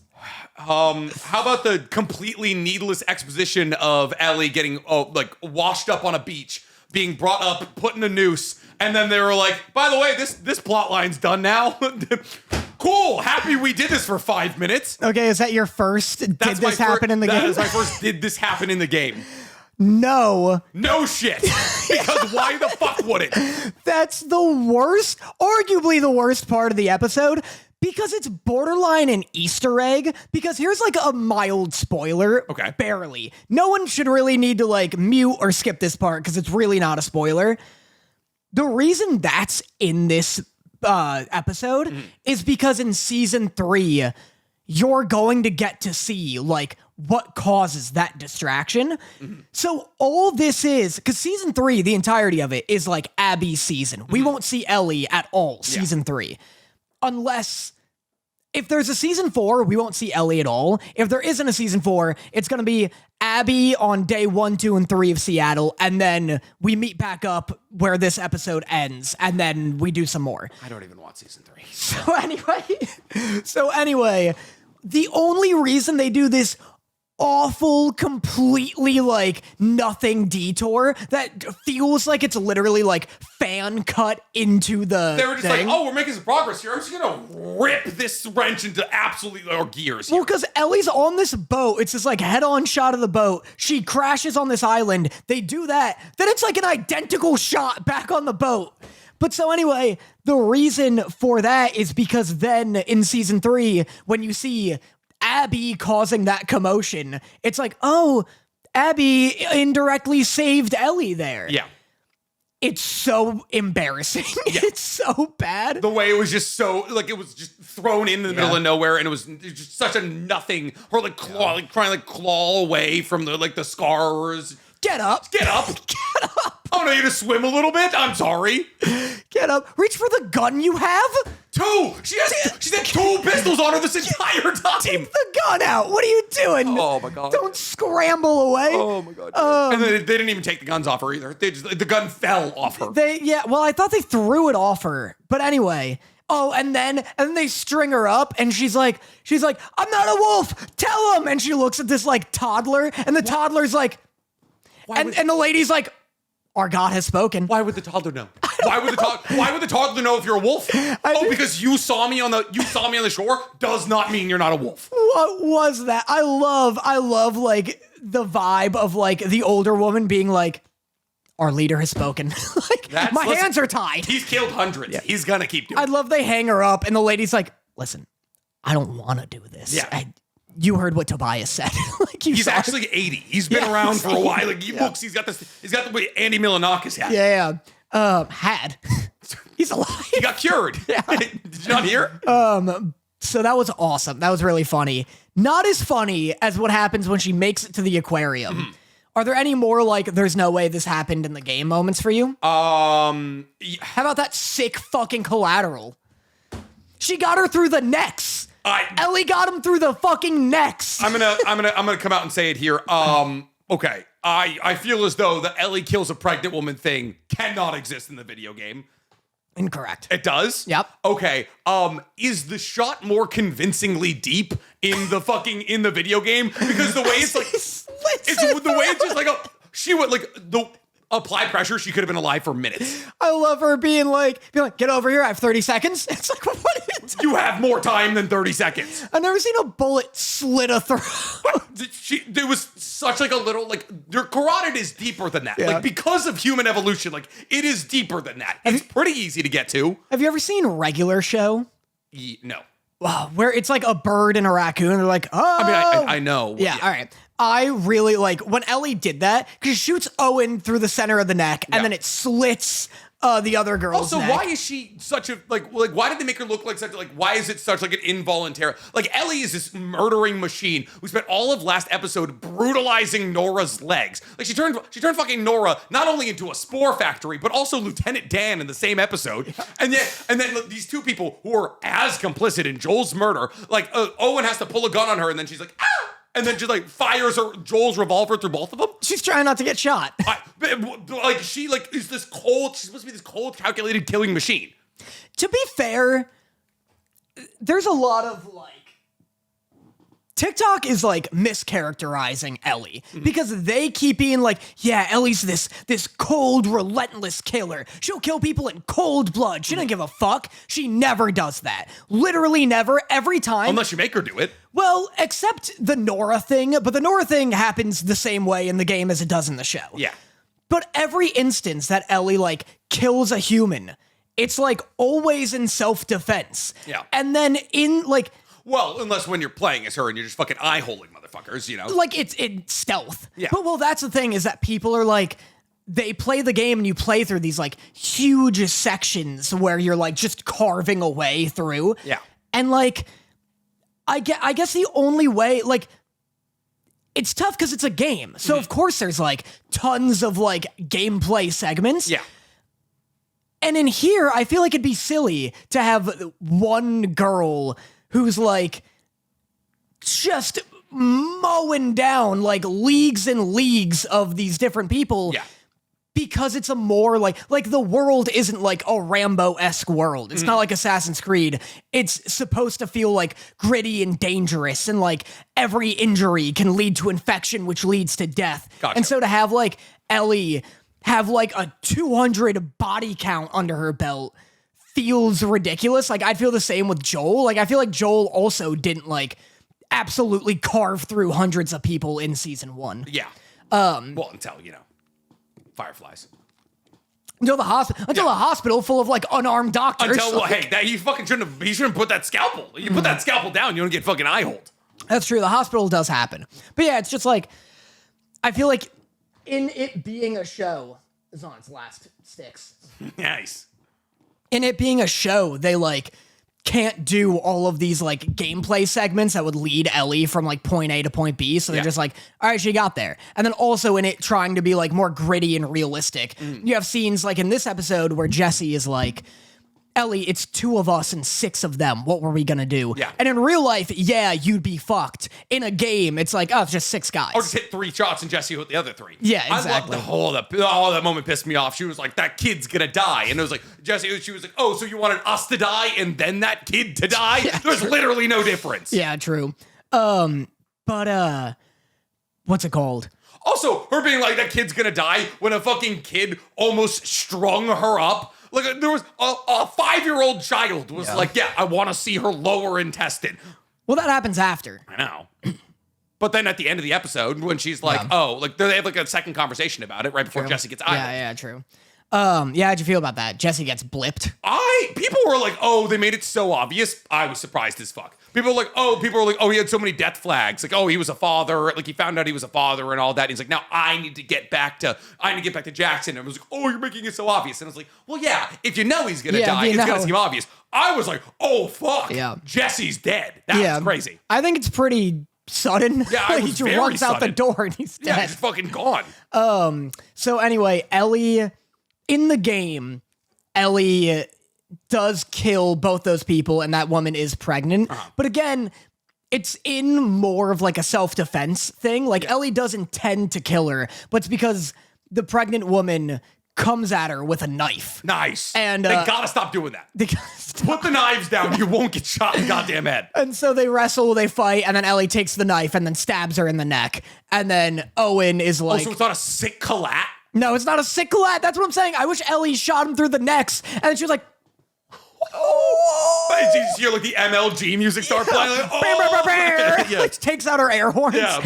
But what's it called? And then later in like season 3, Ellie like gets thrown against a wall. You hear an air horn go off, and they're like, "What was that?" And she's like, "You should have seen. It makes sense. Like, I got this crazy collat." Ask the kid I cut out of her stomach. He was there for it. But in the what's it called? In the game, people are like, I don't know. People are mischaracterizing Ellie a little bit because they're like, oh, like they're trying to make Ellie too sympathetic in this. Like in the game, Ellie intends to kill that pregnant woman. Ellie doesn't know she's pregnant when she kills her. Oh. Like, yeah, she means to kill her, but then Owen's like, she's pregnant. And then Ellie like unzips the jacket and she's like, oh no. And then she's upset. Gotcha. Like both Ellies don't mean to kill a pregnant person. Yeah. Then does she shoot Owen in the neck? How is Owen like she's pregnant? He's bleeding out the neck. Oh, gotcha. Okay, good. But what isn't in the game is I don't remember her name, but I knew it at one point. But anyway, I think it's Mel maybe. But the pregnant woman is like, here, come here real quick, cut it out of me, get it out of me, get the baby out. That's super not. What the fuck was Ellie supposed to do with the baby? That's super not in the game, but both me and Dorothy were saying there, like, do we do that? Like, it's a crazy. I do like the moment is nuts because you're like, what do you do in that moment? Do you cut a baby out of a dying woman to like keep the baby alive? And it's like that baby's gonna last 20 minutes with me. Yeah. Maybe 10. I wish, because then she's there and she's bleeding out of her neck and she's like, is it out? Is it out? Like all delirious. And I want Ellie to be like, wait. Oh man, oh beautiful healthy boy. Oh, he's gonna be a quarterback. Look at him go. I just love, and then Ellie shows back. I love Owen also being over there being like, does he look like me? And she's like, it's black. Tough conversation for the end of your life here, but it does not look like you. Yeah. I love. Ellie's like, he's a beautiful baby boy, and then she leans in and she's like, he's 6 now. He just got into elementary school. He's a star quarterback on his team. he's 13. Yeah. He just kissed his first girl. He's confused about it. Like, just running. He's 20. It wasn't girls. It was guys, all right? That's why he was confused. But, and then I wanted Ellie to go back to the theater and be like, Dino, we're pregnant. I'm just kidding, but seriously, we have an issue here. Hey, you didn't lose yours, because if you did, I found one. It's just like, Ellie's, hey, Jesse, you get this one. Ellie's just like, Jesse, we're dads. Like, Can I? Uh-oh. Can I say something controversial yet brave? I don't know. You've been. Go on. Fair. When we were like, hey, it's kind of cute that Ellie was like, I'm gonna be a dad. Mm-hmm. And we're like, oh, what a nice moment. I didn't think about the fact that Jesse is just the father, and that Jesse and Dina have been together for years. And then Ellie They're was on like, and off. Well, I get, but it's still like Jesse's. Like, it's Jesse's kid, right? And Ellie was like, I'm gonna be a dad, and it's like, you're gonna be a stepdad, all right? Yeah. Like, it also struck me in a way that it shouldn't have struck me when Jesse was like, yeah, I gotta do what's best for my kid. And I was like, oh my God, it is your kid. oh my God, yeah, like you do have a biological need to keep an eye on this child. Yeah, I also forgot that he was... Like, if I find out, like, cool, Dina's moved on, that's great, they established that he's in love with this woman that he knew for 2 weeks kind of thing, but, like, at the end of the day, like, that is my biological seed. Yeah. Like, please stop putting her in danger. Yeah, it just simply never occurred to me. Even when playing the game, it never occurred to me that Jesse was the father of the... Like, I knew he was. It didn't occur to me he'd care for some reason. Yeah, I was the same way. I was like, Ellie was the dad. I was like, fuck yeah, Ellie's the dad. And then Jesse shows up, he's like, I'm the dad. I was like, oh, fuck, you're right, he is. Yeah, you do kind of have dibs. Yeah, he's like, oh no, there's a system in play here. Yeah. Anyway, how'd you feel about how and where it ended? I don't even... Was Jesse? Oh, with Ellie maybe definitely not getting shot in the face. That was so cheesy. Yeah, I don't like. I fine, I guess. And then it's Abby's season now. Cool. Yeah, cool. I don't. Whatever. I'm gonna be real. Be real. I'm not looking forward to either. Like, if they were like, "Hey, it's Dina's season," I'd be like, I'd be a little bit excited about that. I like Dina. I will say Abby. the second half of the game is objectively the better half of the game. Yeah. So hopefully season 3 is better. Oh, man. But yeah. It's just devastating. Because I want to like it, you know? Yeah. It's tough. I want to enjoy it. I was the last fan of this thing. You were truly the last of them. Yeah. Bring back Josh Peck in season 3. Then I'll be happy. That's all I want. He exploded. You don't know. You don't know what happened in that car. I guess Could grab somebody else, throw them on the grenades. True. God, I'm excited for more of the fucking... What's his name? Isaac. Oh, yeah. I'm excited for more Isaac. He's barely in the game. It's crazy how much he's been more in this than he is in the Gotcha, because he's every time he's on screen, I'm like, this guy is awesome. Yeah, he's so cool. He's so cool. Him be like, I'm probably gonna die. You're definitely gonna die. I'm gonna make sure you die. So we need Abby. So sick. All right, you want to talk some anime? I guess we might as well an hour and a half into this. Yeah. Well, hey, we've been doing a lot of anime. Devil May Cry, last episode, episode 8. Bunny not dead until he was. Yeah. It was like a fine last episode. It was fun. I thought it was really fucking... I thought it was cool. It was American good. Idiot played. I really like the American Idiot bit.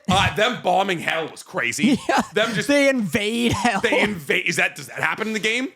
None of this happens in the game. It's all like... What's going on with the Ouroboros thing? Who's the man with the fancy mustache? It's interesting. I don't know a ton about the lore of the game. Ouroboros is the virus that turns people into zombies in Resident Evil 5, which is also a Capcom game. Okay. And it just, I don't know, it just had my little feelers pricked. I was like... You think there's going to be a crossover? I don't know.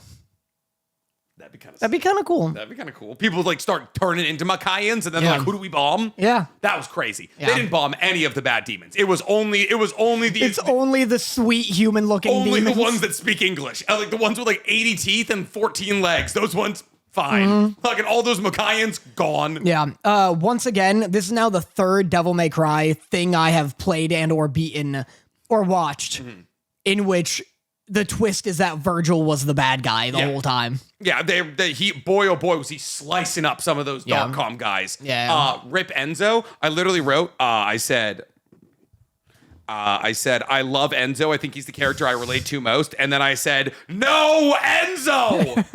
Because my God, does that man only care about his own hide until he like tried to die heroically, and that is exactly what I would do. The way I am so about self-preservation until I'm presented a heroic death. bam. Yeah. Fantasize about it. I think everyone does. I love the idea. I've been watching Naked and Afraid ever since we watched it the other day. Yeah. And there's this one where like there's this woman, she's not doing well, and this guy's like he catches some food, and she's like, you're down 20 pounds, you need to eat it. And he's like, no, you gotta eat it. He's like, I'd rather die than have you tap out. And I was like, men want two things in life, and it's like a comfy chair and an uncomfortable, and a horrific death. I'd also like probably die a hero's death, but it'd be like saving nobody. Yeah. Like it would be like someone gets horrifically burned on like Naked and Afraid, and I'm like, here, and I like cut my bicep off, and I'm like, for strength, and they're like, why? We have so much food. Yeah, you slice your neck open. You're like, please, I only have 30 seconds. Get the baby out of me. You're making this moment about you. Please stop. Owen, Ellie just shoots the pregnant woman, and then Owen slits his throat. He's like, please, I only have 30 seconds. Get the baby out of her. And they're like, I'm an empath. I'm an empath. I need to feel it. Is Virgil not in the wrong? Like the way that like Virgil's like, hey, like the way that nobody who's been on the side of Hell or Mackay has been on the wrong side. And he's like, hey, now they're nuking entire civilizations. And Virgil's like, we're going to fight against this. Yeah. Once again, not in the wrong. I know it is weird that like, I don't know. It's really getting confusing. Who's and there's no good guys anymore. Yeah. Fucking Dante's been put on ice. Yeah. Ladies made out of rubber and adamantite, like fucking adamantium. Yeah. She got like thrown, she got like literally like down spiked stories, and she's like, I'm fine. Yeah. What is that suit made out of? I keep forgetting her name is like Mary Arkham. Anytime someone says her real name, I'm like, call her Lady. Call her Lady. She is simply Lady to me. But yeah, that was Devil May Cry. Yeah. Final review of the show. Oh, good idea. Yeah, huh? How about that? A smart idea made by dumb people. 8.1. Yeah, well made. Mm. The story's a little... Story's kind of all over the place. Yeah, kind of a mess. They didn't really know what they were trying to do. Maybe they'll know what they're trying to do in season 2. I'm going to watch it. Yeah, it better than Blood of Zeus, I'll say. It never saw it. Not as good as Edge Runners in terms of like Netflix anime. Fair. Not as good as Nocturne. Better than Arcane. Low bar. Low bar. You're insane. I don't know what you want from insane? me. I'm sorry. There's no way you believe that. I'm sorry. How many new metal songs did Arcane have, Danny? Arcane? Check and mate. Arcane's got an equally cringy soundtrack. Yeah, fucking Arcane is just like, I'm French and I'm singing slow. Arcane has song Imagine now. Dragons in Linkin Park. Are you comparing? Heavy is the crown. Are you comparing Imagine Dragons with Linkin Park right now? They're both in it. They're both in Arcane. I'm not comparing them. Yeah. Fuck, that's new metal. Yeah. All right, fine. Arcane's better than Devil May Cry. God. Whew. That's a little preview for our anime debate box right there. But then afterwards, I get to punch him in the goddamn face. Jesus Christ, you get to try. Yeah, I'm working on my pulls. Ow. Yeah, good start. I've injured the back of my skull is open. Get the baby out of me. Ow, I broke my neck. Get the baby out. Every time I injure myself for the next year, I'm gonna like stub my toe and roll over to Dorothy. Deeper than you think. Get the baby out. I have 30 seconds. Get the baby out. Get the baby out of me, please. All right. You want to talk? What? To Be Hero sex? Let's go. Get the baby in. It's not about a zero to hero. Yeah, this was fine, right? The idea is really good. Yes. All the themes and stuff are really interesting. 100%. We're talking about episode 7 of everything. 8 of everything. Yes. First note, the detective goes, planes shouldn't crash in this era. And I said, oh, buddy, welcome to America. Yeah, like, hey, by the way, we've defunded the plane catching heroes. Yeah. But yeah, I guess he's like, his old bit, he's like, no heroes came to save it. Yeah. I don't find that crazy hard to believe. I feel like a plane could go down rather quickly. I understand that Nice and Isol are ridiculously powerful and fast. Yeah. A plane could go down in seconds. Also, if the boys has taught me anything, it's rather hard to save a plane. Yeah. Planes is heavy. Planes is heavy. You can't just crack one open in the middle of the sky either. No. And then my second one is Lucky Cyan has a whole religion dedicated towards her. How is she not Hero X? Not enough believers? I get, yeah, it's just his local church. Tell you right now. Oh, I have something controversial to get brave to say. Stop being controversial, get brave. If Jesus came back to life tomorrow and was like a social media influencer. No, today. It's Memorial Day. Fair. You're right. Remember those who have died. Him. Yeah. If Jesus came back to life tomorrow and was like he got Instagram, do you think he would have the most followers out of anyone on earth?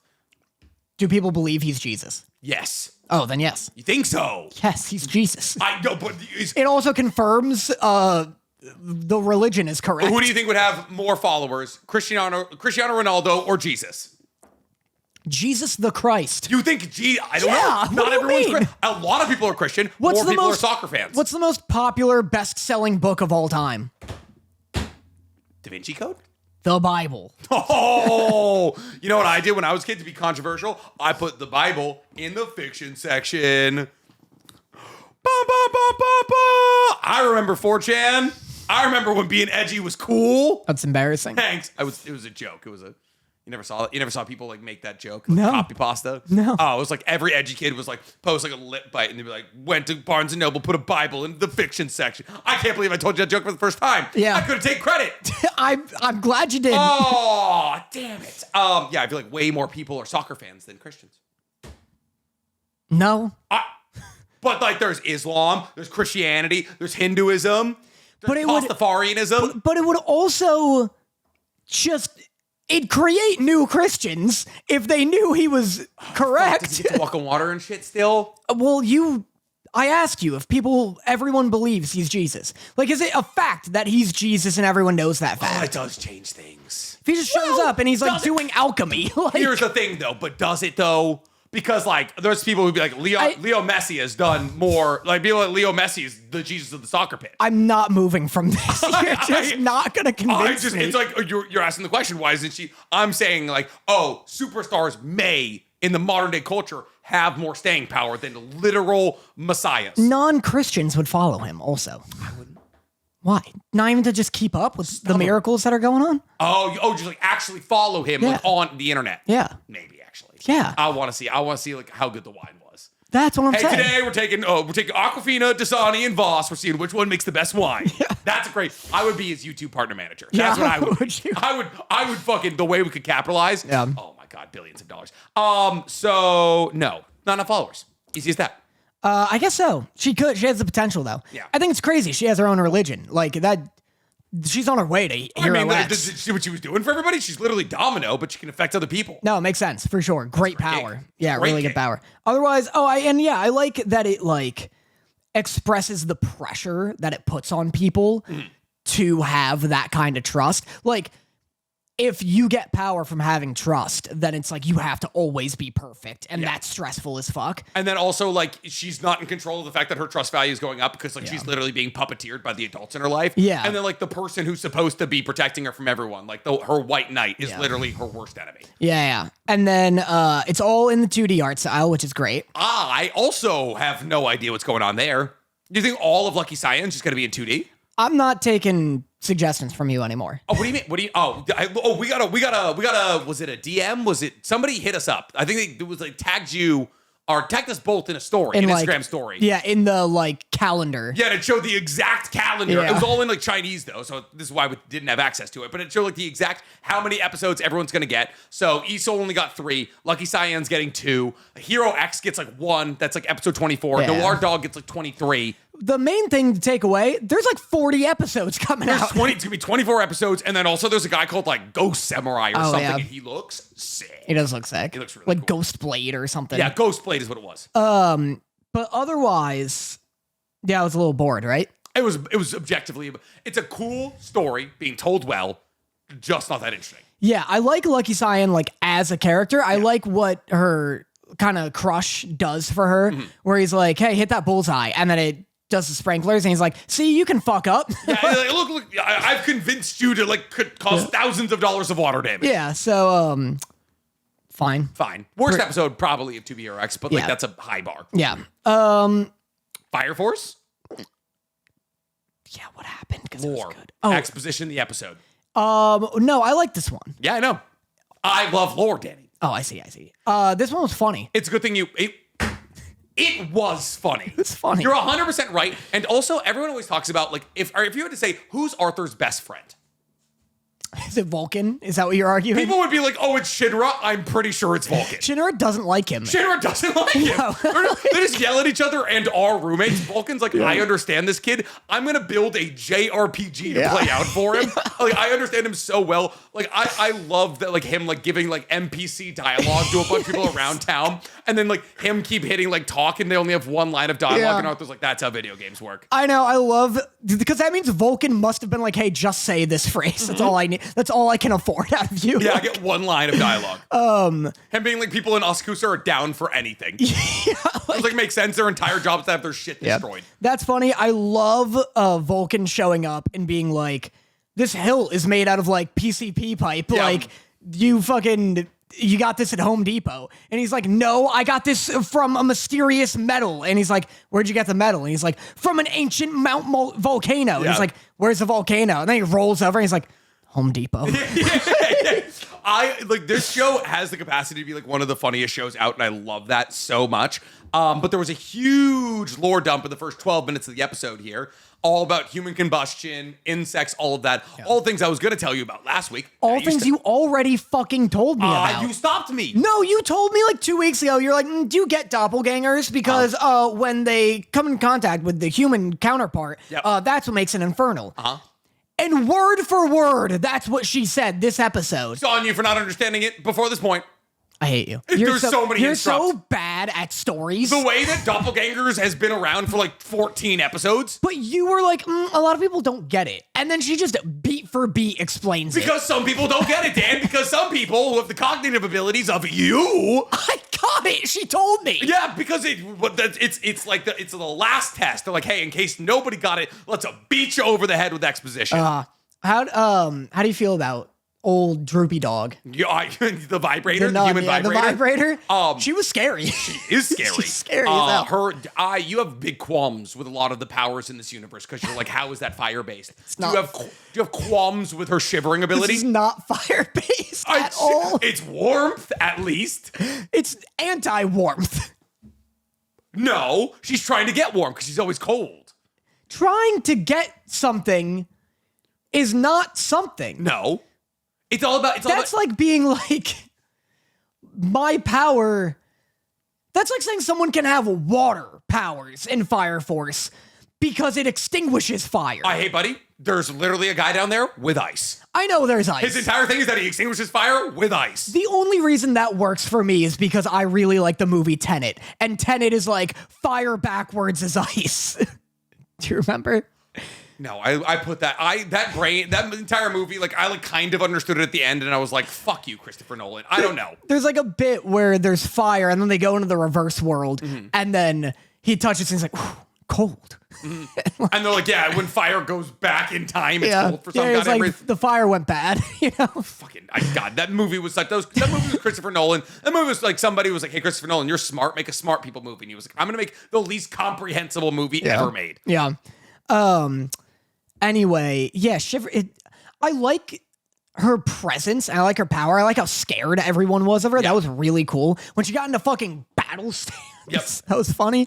But there's been earthquakes happening all throughout Fire Force. They're always talking about like, oh, there's more and more earthquakes happening. It's always been Sumerai. That's her shivering?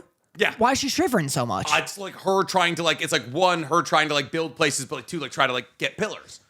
Yeah, like every time Sumerai's ever been in a battle, right? Yeah, right. There's been an earthquake, and so it's like they really once again, Fire Force does this. Like 3 earthquakes happen because Sumerai is there because they're hitting you over the head. Like, hey, all of the earthquakes have been Sumerai. Isn't it funny how she goes into the Adola, or what's it called? Yeah, she goes into the Adola, and then when she comes back, they've skedaddled. Yep. Take that opportunity to stab her in the neck and then cut the baby out. She's vibrating. Yeah, I guess. She's too busy shaking, dog. If you're vibrate, it can't be that strong. Oh, I literally blew off the guy's clothes. Yeah, it did destroy the dude's sousaphone. When Tamaki tries to hit her. Yeah, that's true. It did destroy that guy's sousaphone also. It did, yeah. That's the thing. So you can't touch what's vibrating too hard. Yeah, I guess so. Yeah, it's like So that was cool. I liked it. I liked I liked the whole RPG quest. It was fun. It's very funny. It's a little disheartening that it's like, oh, it's not over. And I'm like, I don't know. What do you mean it's not over? The episode ends with Arthur being like, we need to go to the Nether. We need to go to the Nether. They don't go to the Nether. Okay. It's over. The RPG is over. Okay, cool. Because I was like, he's like, we gotta go to the Nether. And they're like, Vulcan, what are you gonna do? And it's like, next time. And I'm like, oh, no, that was just wrap this up. That was like a classic, like, oh, Scooby, you know, it's like they're like, oh, we got this golden sandwich, we can finally pay off our bills, and he eats it. And gotcha. Like, I got you. Right. I have to explain everything in Scooby Doo terms. A classic aw Scooby. Oh, you know, the Scoobsters. All right, let's talk about Vigis. Vigilante. You want to talk about Vigil can't. You want to talk about candlelight vigil because this show's so boring it killed me. That can't be true. Got him. No, it's fine. This is such a consistently delightful show. It's a consistently okay show. It's what very it is. Okay. I think, at burnout with the My Hero Academia universe. Really? I think I finished the manga like 8 or so months ago. This final season is coming out. I think I had exactly how many episodes of My Hero Academia were left in My Hero Academia left in me. Because I think I'm done. I think I'm not done. I'm going to finish Vigilantes, but I'm just hitting a threshold where I'm like, I am sick of looking at characters in this universe. Really? I like being in the universe. It helps that this looks a lot better than My Hero Season 7 did. 100%. I just like it. I just like the world. I like Captain Celebrity. Captain Catastrophe. He should have been voiced by John Cena. 100%. Or at least Brad Pitt. Uh-huh. I do not buy that America's #1 hero just has flight. I mean, he picked up a Everyone has their quirk and then also super strength. Yeah. Like that is like, it's like literally Stars and Stripes. It's like, hey, I can apply 2 rules. One of the rules always applied to me is super strength. He picked up a fucking, what is the word I'm looking for? A cruise ship. Yeah. Millions of pounds. Yeah, but his quirk is flight. Where was he? Where was he in the My Hero, the My Hero timeline? If he can pick up a fucking cruise ship, get that guy on the front lines. Be cool if he dies. His wife kills him. He should die. Like his wife cuts off his peen. His wife finally kills him. Yeah. I think Vigilantes is weirdly hornier than OG My Hero. 100%. Every episode has some type of something to do with Pop's ass. It's always Pop's ass. It's either Pop's ass or there's like a gross leech goo monster or Captain Celebrity is like getting into lawsuits. And I remember at one point, Knuckle Duster or whatever is like, man, when's somebody gonna stand up to this creep? Yeah. When's somebody gonna arrest this guy? Yeah. If he's getting into so many women-related lawsuits. They're like, hey, he's in so many like up to his eyes and like sexual allegations of like lawsuits in has America. to move he to had to come to Japan. And I do love kind of the meta commentary here. It's like, whenever like other celebrities from other places come to Japan, they get fucking weird. I loved that being Knuckle Duster's like last line. There's a lot of weird, accidentally accurate commentary in this episode because he stops being a womanizer to be an alpha male podcaster. Yep. And then also, there's that like, oh, whenever celebrities come to Japan, they get weird. Yeah. And then also he wears sunglasses that are upside down. There's a weird like maybe accidentally deep critique on America that I don't think is actually happening because the manga came out before, like, it's really relevant right now. Manga's been out, for a while. Yeah, it's really relevant right now, accidentally. The concept of people, of like usually white people going to Japan and... Well, that part's always been around. But then also just trying to hit on like Japanese women. It's called losers back home. There's like I think there's a term for it in Japanese, but it translates basically to losers back home. Got you. And it's like a well-known fact that a lot of like famous people, like Eddie Redmayne is one of them, who has a notorious history of like going to Japan and being like just kind of fucking weird in Japan. So there's that's been around for years. Where like I think Eddie Redmayne's British or something like that. Yeah, with a name like Redmayne or something like that. But like there's like very much like American or European like superstars will go to Japan and just like go live out their skeeviest desires. What are you looking up? Eddie Redmayne and Jessica Williams visited Japan to promote the movie Fantastic Beasts: The Secret of Dumbledore. Interesting. I mean, here he is in Japan. I don't have the. Did you just look up Eddie Redmayne Japan? Yeah. This is just this is what being chronically online has given me is that like people are like, oh yeah, like Eddie Redmayne's always like running up and down, not like running up and down, but like getting into it, just like streaking up and down allegedly the getting into it in like red light districts of Japan, kind of thing. Crazy. Yeah. Wow. So hey, listen, so that's like very much where the critique is coming from. Yeah. So that's like, oh, they're talking about like that's like the underlying like message being sent. I just thought the bit where him being like, hey, I'm gonna grab this kid and take photos of him to try and combat me being canceled. Yeah. And then I'm gonna become the man's man alpha dude is like really funny. 100%. It is a pipeline. Yeah. It is a very current pipeline. Yeah. Cool. Is that all we got from Vigilantes? Yeah, it's really not a lot. I said, unfortunately, I wrote, I love Captain Celebrity, and then I said, oh no, he's abusing power dynamics. Yeah. He was like, hey, you need to understand branding, and I was like, I kind of love this guy. I was like, the way he's actually kind of right. I wish he kept signing the main character, the crawler. Great bit. I wish by the end of the episode, he's just covered in his signatures. Yeah. Good. All right. Windbreaker. Windbreaker. And that's it. Windbreaker. My first note is, to be honest, every time a song is in a different language, this is what it could sound like to native speakers. Because the woman comes up and starts singing in English, and I'm like, yeesh. But then I was like, this is probably like how Despacito sounds to like Spanish speakers or something like that. Like, I know. It took me a while to realize it was in English until I started reading. Because whenever someone sings in an anime, I don't read the subtitles because it's usually wrong. Well, it makes the song sound stupid. And I'm sure it actually is the same with like English songs. Like if you just read lyrics and you don't know what the song is, you're like, this sounds fucking dumb as hell. Yeah, they're singing about nonsense right now. Yeah, I like hate reading songs, so I usually skip it. And so she started singing, and I like went on my phone, and I was like, oh, this is a good time to be on my phone. And then I heard a word that was in English, and I looked up, and I like started reading the captions as she sang them, and I'm like, the fuck is going on What here? is this song? What is this? I don't know if it's like a Windbreaker original song or if there's just like some poorly written English song out there that she's adapting. I don't know. I mean, obviously, very talented singer. The actress, very talented singer. But yeah, no, I was like, every time that there's like, this is truly what it must feel like to hear like Americans sing songs in other languages. Yeah. I wrote, God, Windbreaker fans better like Tsubaki. This has become the Tsubaki show. 100%. It's so, I do like Tsubaki. Truly, like trial by fire. It's like, hey, by the way, we're diving into like being incredibly pro-trans. Hope you like it. If you don't, here's 4 more fucking episodes of it. I do thankfully like Tsubaki, and I'm like more into Windbreaker now than I've ever been. But a part of me was like, man, I sure hope like, if you're watching Windbreaker, I hope you weren't that into Sakura Hakura. Yeah. He's really not in it doing much. He's like important in the first 2 episodes. Then he has like a midlife crisis. And he's like, I don't know if I like my friends or if they like me. And then he's just gone from the story. I wrote, clowning on these guys for wearing suits only makes you look dumber. So this is the... No, I know what you're talking about. Like all the guys pull up with like the white armbands on their arms and they're like, do the suits make you more powerful kind of thing? It's like, hey guys, I'm fighting in a 3-piece suit. It's objectively harder than what you're doing. Also, like, just looking fresh. It's that like we all work. We work during the day. The street, you can find me here at any time. I am employed.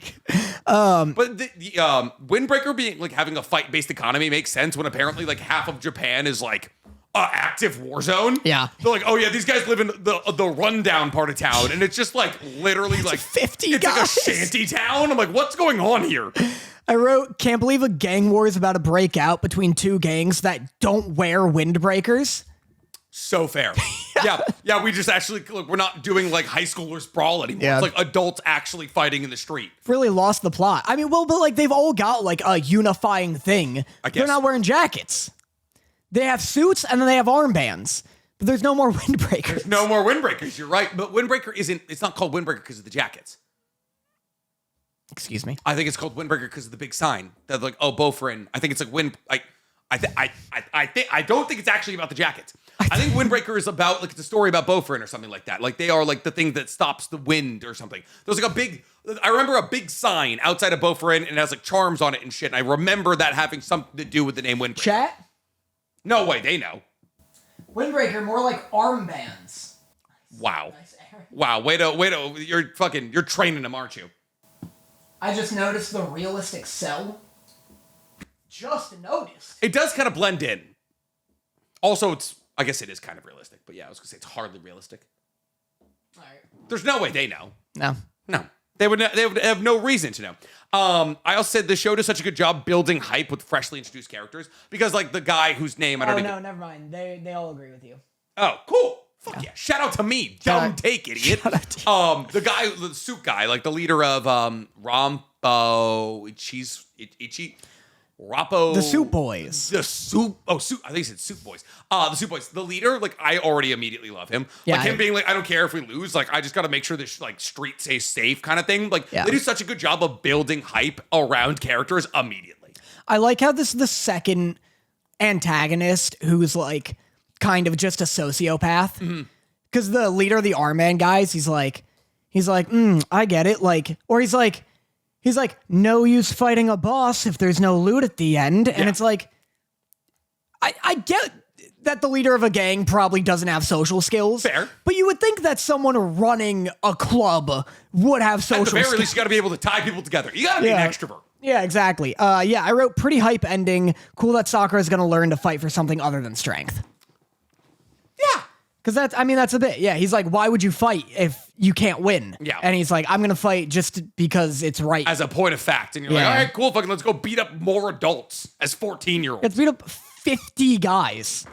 They got like 15 of them on their side. Call the police. I kind of want to see Tsubaki fight. I was kind of bummed when they were like, hey, Tsubaki, you stay back there. I was like, I would like to see Tsubaki crack some fucking skulls. I know, our friend Daniel Duenas was also like, I can't wait to see Tsubaki fight. Yeah, let me see what those fucking twins can do. Yeah. I throw them in the mix. I bet they'll get to that. I wonder if some people will make it past the front lines and like... lay them down in the little club there. I love the idea of twin fighters. Tokyo Revengers did the same thing. I think they did it twice. I think Tokyo Revengers might have had 3 sets of twins, actually. Now that I'm thinking, there was ones that were in... There's no way. I think there might have been at least 2 sets of twins in Tokyo Revengers. At the very least, brothers. A lot of brothers were fighting. Like, it was like, oh, they're like the crazy brothers. Right. But there was definitely a set of twins. Smiley and Frowny or something like that. Or the Smiley brothers or something like that. There was a lot of twins. Right. I don't know if twins are more popular in Japan or something like that. But all right, my best boy this week is colonialism. I was not excited for this. Because Disney is too afraid to have a staunchly anti-white tourist appeal in their movies. So they're like, hey, what if we play it straight down the middle and forget any and all vibes of Hawaiian culture that was disseminated in the first movie? Because here's what people don't forget. Here's what people forget. The first Lilo and Stitch movie, also made by white people, but made by white people who were invested and interested in Hawaiian culture and made sure not to bastardize it in their movie. But didn't do it the second time around. Yeah, the original Lilo and Stitch. Yes. Yes.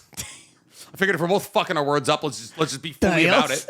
The original Lilo and Stitch had like a lot of like tourism stuff going on. Like Lilo would go around like taking photos of tourists' butts. Yeah. Which was like, the ice cream guy was very noticeably a white tourist, and that was done intentionally. Yeah. And then also there's a deleted scene that I saw that's really good, and it sucks it was deleted, where Lilo's like walking down the street and these white tourists roll they come up in the Jeep, right? Yeah, they come in the Jeep and they're like, hey, little girl, do you speak English? Yeah. Where is the beach? And then Lilo just like points, and then like Stitch, like weirdly and maturely, Stitch is like, this kid's all right. Like she's going through it. Yeah. like Stitch recognizes the oppression that's going on and like, or the discrimination, and like that helps transition Stitch into like being her friend. Because if there's like any flaw in the original, it's that I do feel like it could have used 1 or 2 scenes like that like more gracefully shows Stitch like going from literal genocide machine to like little girl's best friend. Right. Yeah. To teddy bear. Yeah. But yeah, good. Colonialism. Yeah, well done. It's back. Yeah, it's back. It's monetized. It's hard commoditized back. here. Who's your best boy? My best boy, I guess friendship. Oh. I like a concept, like You and Me, or like the Tim Robinson movie? Yeah, dog. My best boy is Gmail because you've read all of mine. Oh, yeah, it is, baby. Nick has my email. You don't realize how easy it is to keep up with somebody's life because almost everything gets sent as a receipt to an email. Yeah, Nick, I called Nick today to ask if he wanted a smoothie. He did. I did. I said no, but he got me anyways. And then you wanted it. And then I finished it. Yeah, and then Nick started just rattling off a bunch of facts about my recent life. And I'm Tell him the facts, Danny. I'm going to Big Bear Yep. this weekend. What was the other fact? You went to Hugo. I went to Hugo's restaurant, which was spooky.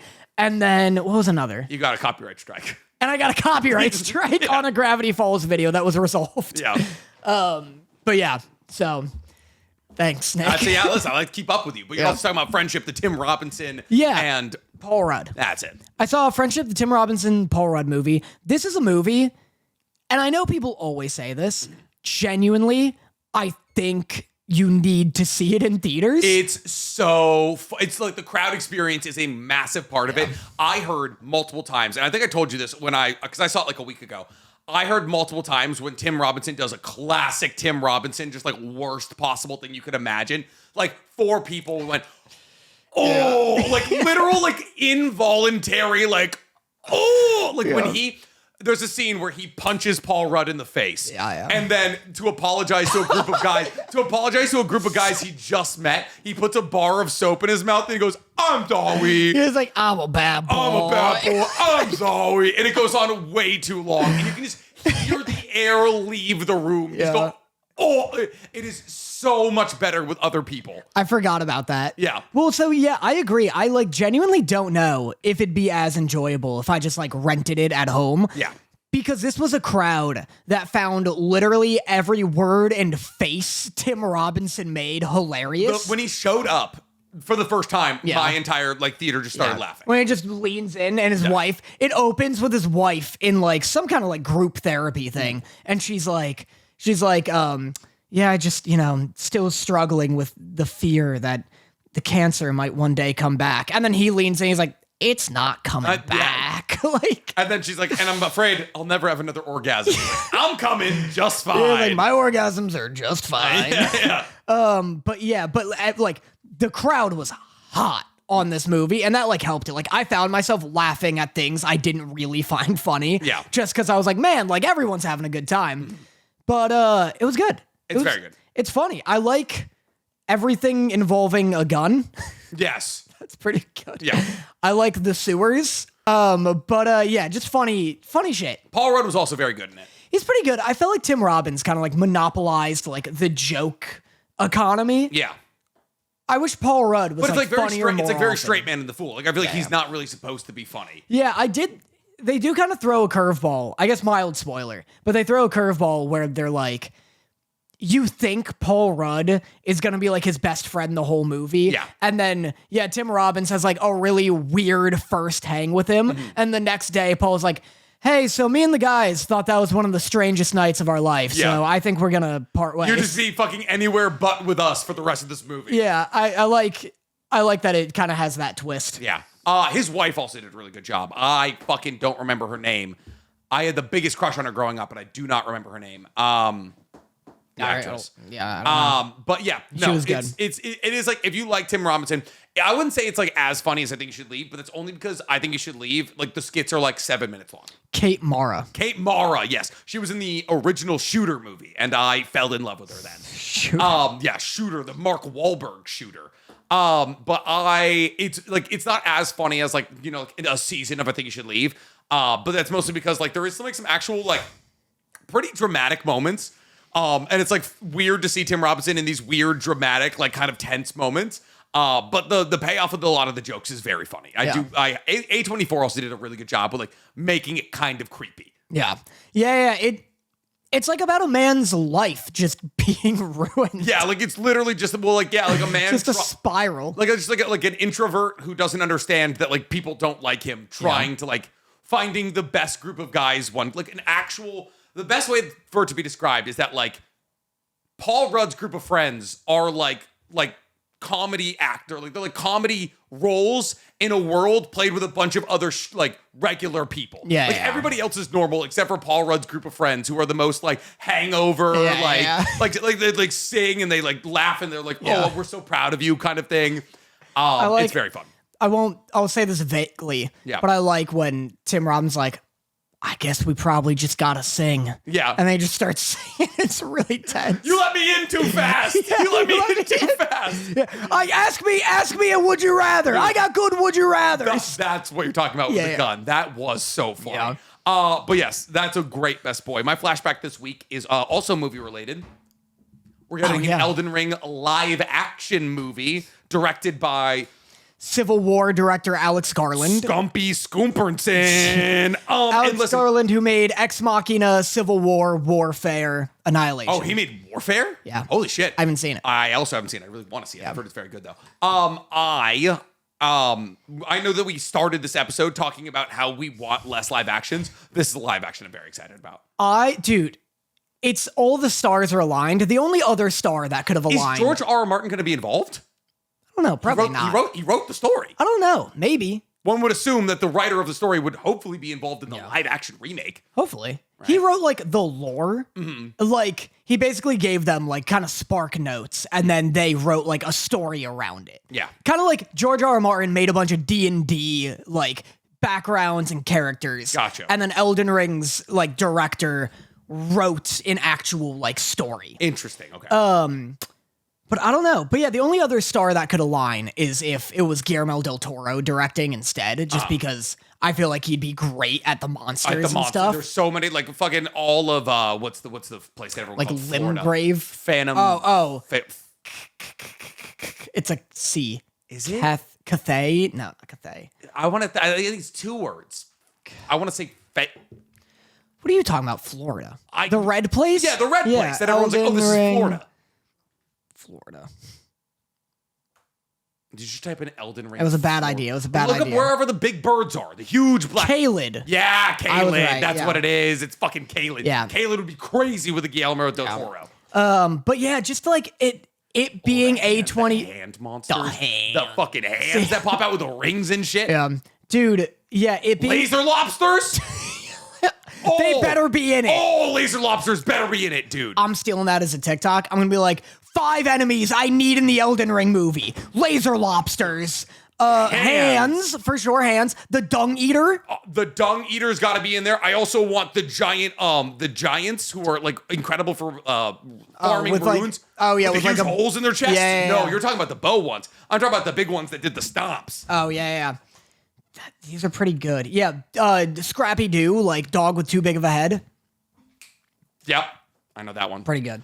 But there's so much lore. How do you do a live action movie of like a fucking 80-hour game? I think what it is, because I also was like foolishly being like, oh, it's just going to be like what we play. Yeah. But no, they're like, a lot of people are like, oh, it's got to be this story or this story. Like it's going to be Elden Ring and Dark Souls and like all those games are always about you. Every time. Womp. You'll never know. But what a lot of people were saying is that it's the story's going to be like the lore. Like a lot of the Dark Souls, Elden Ring games are all you exploring a world that once thrived and is now destroyed. And so the Elden Ring movie is going to be like, ideally when the world was thriving. Like the story. Back when like the king, the last Elden Lord was king and all that. Yeah, like the story of like the family of like all the demigods. Yeah. And stuff like that. So. Oh God. Yeah, I was gonna say because like not all of the heroes are like not only like all of the bosses are important, right? Like I guess like the only important ones would be like Moog, Melania, the last Elden Lord whose name I'm forgetting, and then the final like there's a couple of like there's that family. Margit. Yeah, Margit. Yeah. Like, the whole family that's related. Those are the only important bosses. Yeah. But like. Is there going to be boss battle? Like, I wonder if it's like going to be like a boss battle, right? Like, is it going to be? Well, there's going to be big fights, I'm sure. Yeah, right. Yeah, and it's going to be like the main character. It's going to be so interesting. Like, is the main character just going to use like an amalgamation of a bunch of different abilities? Like, there's so much possibility. Like, that's the insane thing. Like, compartmentalizing a fucking RPG down into a movie. Yeah. Like Assassin's Creed, you can do right because it's guns and blades and retractable. Yeah. Things. And they couldn't even nail that. Now you have to stick between like, oh, do we want our guy to be a fucking strength build, the dex build, an int build? Like there's so Well, many. I don't know. That's what I'm saying. It's not going to be like the RPG part. It's not going to be like it's like the lore. Got you. It's not through the eyes of like some main character. It's like you're just actually like we're doing like the royal family debacle. Yeah, I think they're doing that, like a Game of Thrones type beat. That would be Yeah. cool. But that I wish it was a TV show.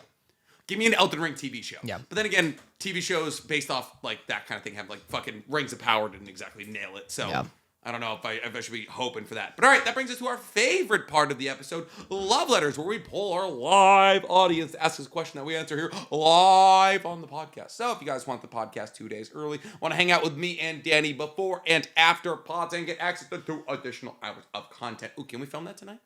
2 hours of additional Nick and Danny content once a month, no, that's it, actually. You can become a patron over on our Patreon for $5 a month. iBugman asks, off the back of Lilo and Stitch's catastrophic live-action remake, what would be the best anime to receive a live-action remake? Do you have one? I mean, yeah. Yeah. I do. If you asked me this question years ago, I probably said One Piece is the worst one you could have done, yet they kind of nailed it. I think the answer is pretty consistently going to be something like a Death Note. Death Note should have been such a slam dunk. It should have been the easiest like adaptation to live action of all time. The way it's just a noir detective thriller with like just a literal, the smallest sprinkling of like supernatural abilities. Yeah. So easily could have been adapted into live action, yet they were like, yeah, we're just going to bastardize the entire idea. Yeah, they're like, let's make it edgy. Let's make it a Final Destination movie. Yeah. Another good one would be like Steins Gate. That would be pretty easy. You know what else is whack? Speaking of the live-action Death Note, you know what else should have been a slam dunk? What? Pokemon. Can you believe the one live-action Pokemon movie we've ever gotten was Detective Pikachu? Where Ryan Reynolds gets to not only play the Pokemon, but also the father. What are we doing? I don't know. I think... Why not just do a Pokemon, like, regular-ass adventure with Ash Ketchum? I guess the CGI, the amount of CGI, like, here's the thing. The reason I think we got Detective Pikachu is because they only had to animate Pikachu for large swaths of the movie, and then it was other humans. Like, yes, there's scenes where, like, Pikachu, like, ends up in a battle against a Charizard, but, like, the CGI to make, like, as many Pokemon required for a live-action Pikachu, like, a Pokemon movie would be ridiculously expensive. I guess so. I feel like that's kind of the issue that How to Train Your Dragon is going to fall into. It's like, the most expensive part about Game of Thrones was whatever they had to animate a dragon. Yeah. And they're like, oh, by the way, it costs $15 million every time you guys see one dragon. So it's like, cool. Doing that, like, for like, oh, hey, I want to see like a Rayquaza stop up a battle between Kyogre and Groudon. Cool, that's $100 million. Right, you know? yeah.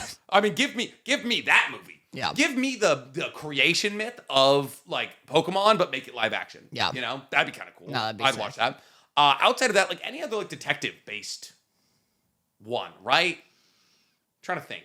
I'm also trying to think. I don't know why my brain's going to Soul Eater. You could do Demon Slayer. You could absolutely do Demon Slayer. You can't do Soul Eater. Uh, what the hell are you talking about? People turning into weapons? People turning... That'd look ridiculous. It would... How? People eating souls? People eat souls. Be the goofiest looking movie. Souls is tough. But a weapon is just a weapon. Yeah, just but have like, a gun and then be like... oh, cool, the voice comes from the gun now. Be like, I was a guy. I was a guy and now I'm a fucking sword. But so, I don't know. I wouldn't do Soul Eater. Oh, I'd love to see Excalibur. Death the Kid shooting backwards? Dope. Look ridiculous. Sick as hell. I want to see Excalibur in live action. Yeah, that'd be good. He'd be so uncomfortable to look at. But all right, that's all we got, ladies and Excalibur. gentlemen. We appreciate you all listening to another week of Otakus Anonymous. We have been Nick and Danny. Danny doesn't. He refuses to do his sign-offs anymore. He doesn't like them. Doesn't enjoy them. He says, "You know who I am. I'm Danny Motta." It's actually how he acts at all cons. Anytime somebody doesn't give him something for free, he's like, he pulls them in by the shirt, by the nape of their neck, and he goes, "Do you know who I am?" I did this bit once, and you hated it so much. Do you know who I am? I'm Daniel D. Motta. I did this bit once at a Best Buy, and Nick is traumatized. You don't give me that anime wrapped car for free. The next thing I'll react to is your home address, idiot. One time at a Best Buy, the guy checking us out recognized us, and I was like, "And you're still gonna make us pay for this?" And Nick hated it. And it's my local Best Buy, all right? I have to go back there. You don't. That's where I get my SD card. Uh-huh. But all right, we love you guys so much. Bye. Bye.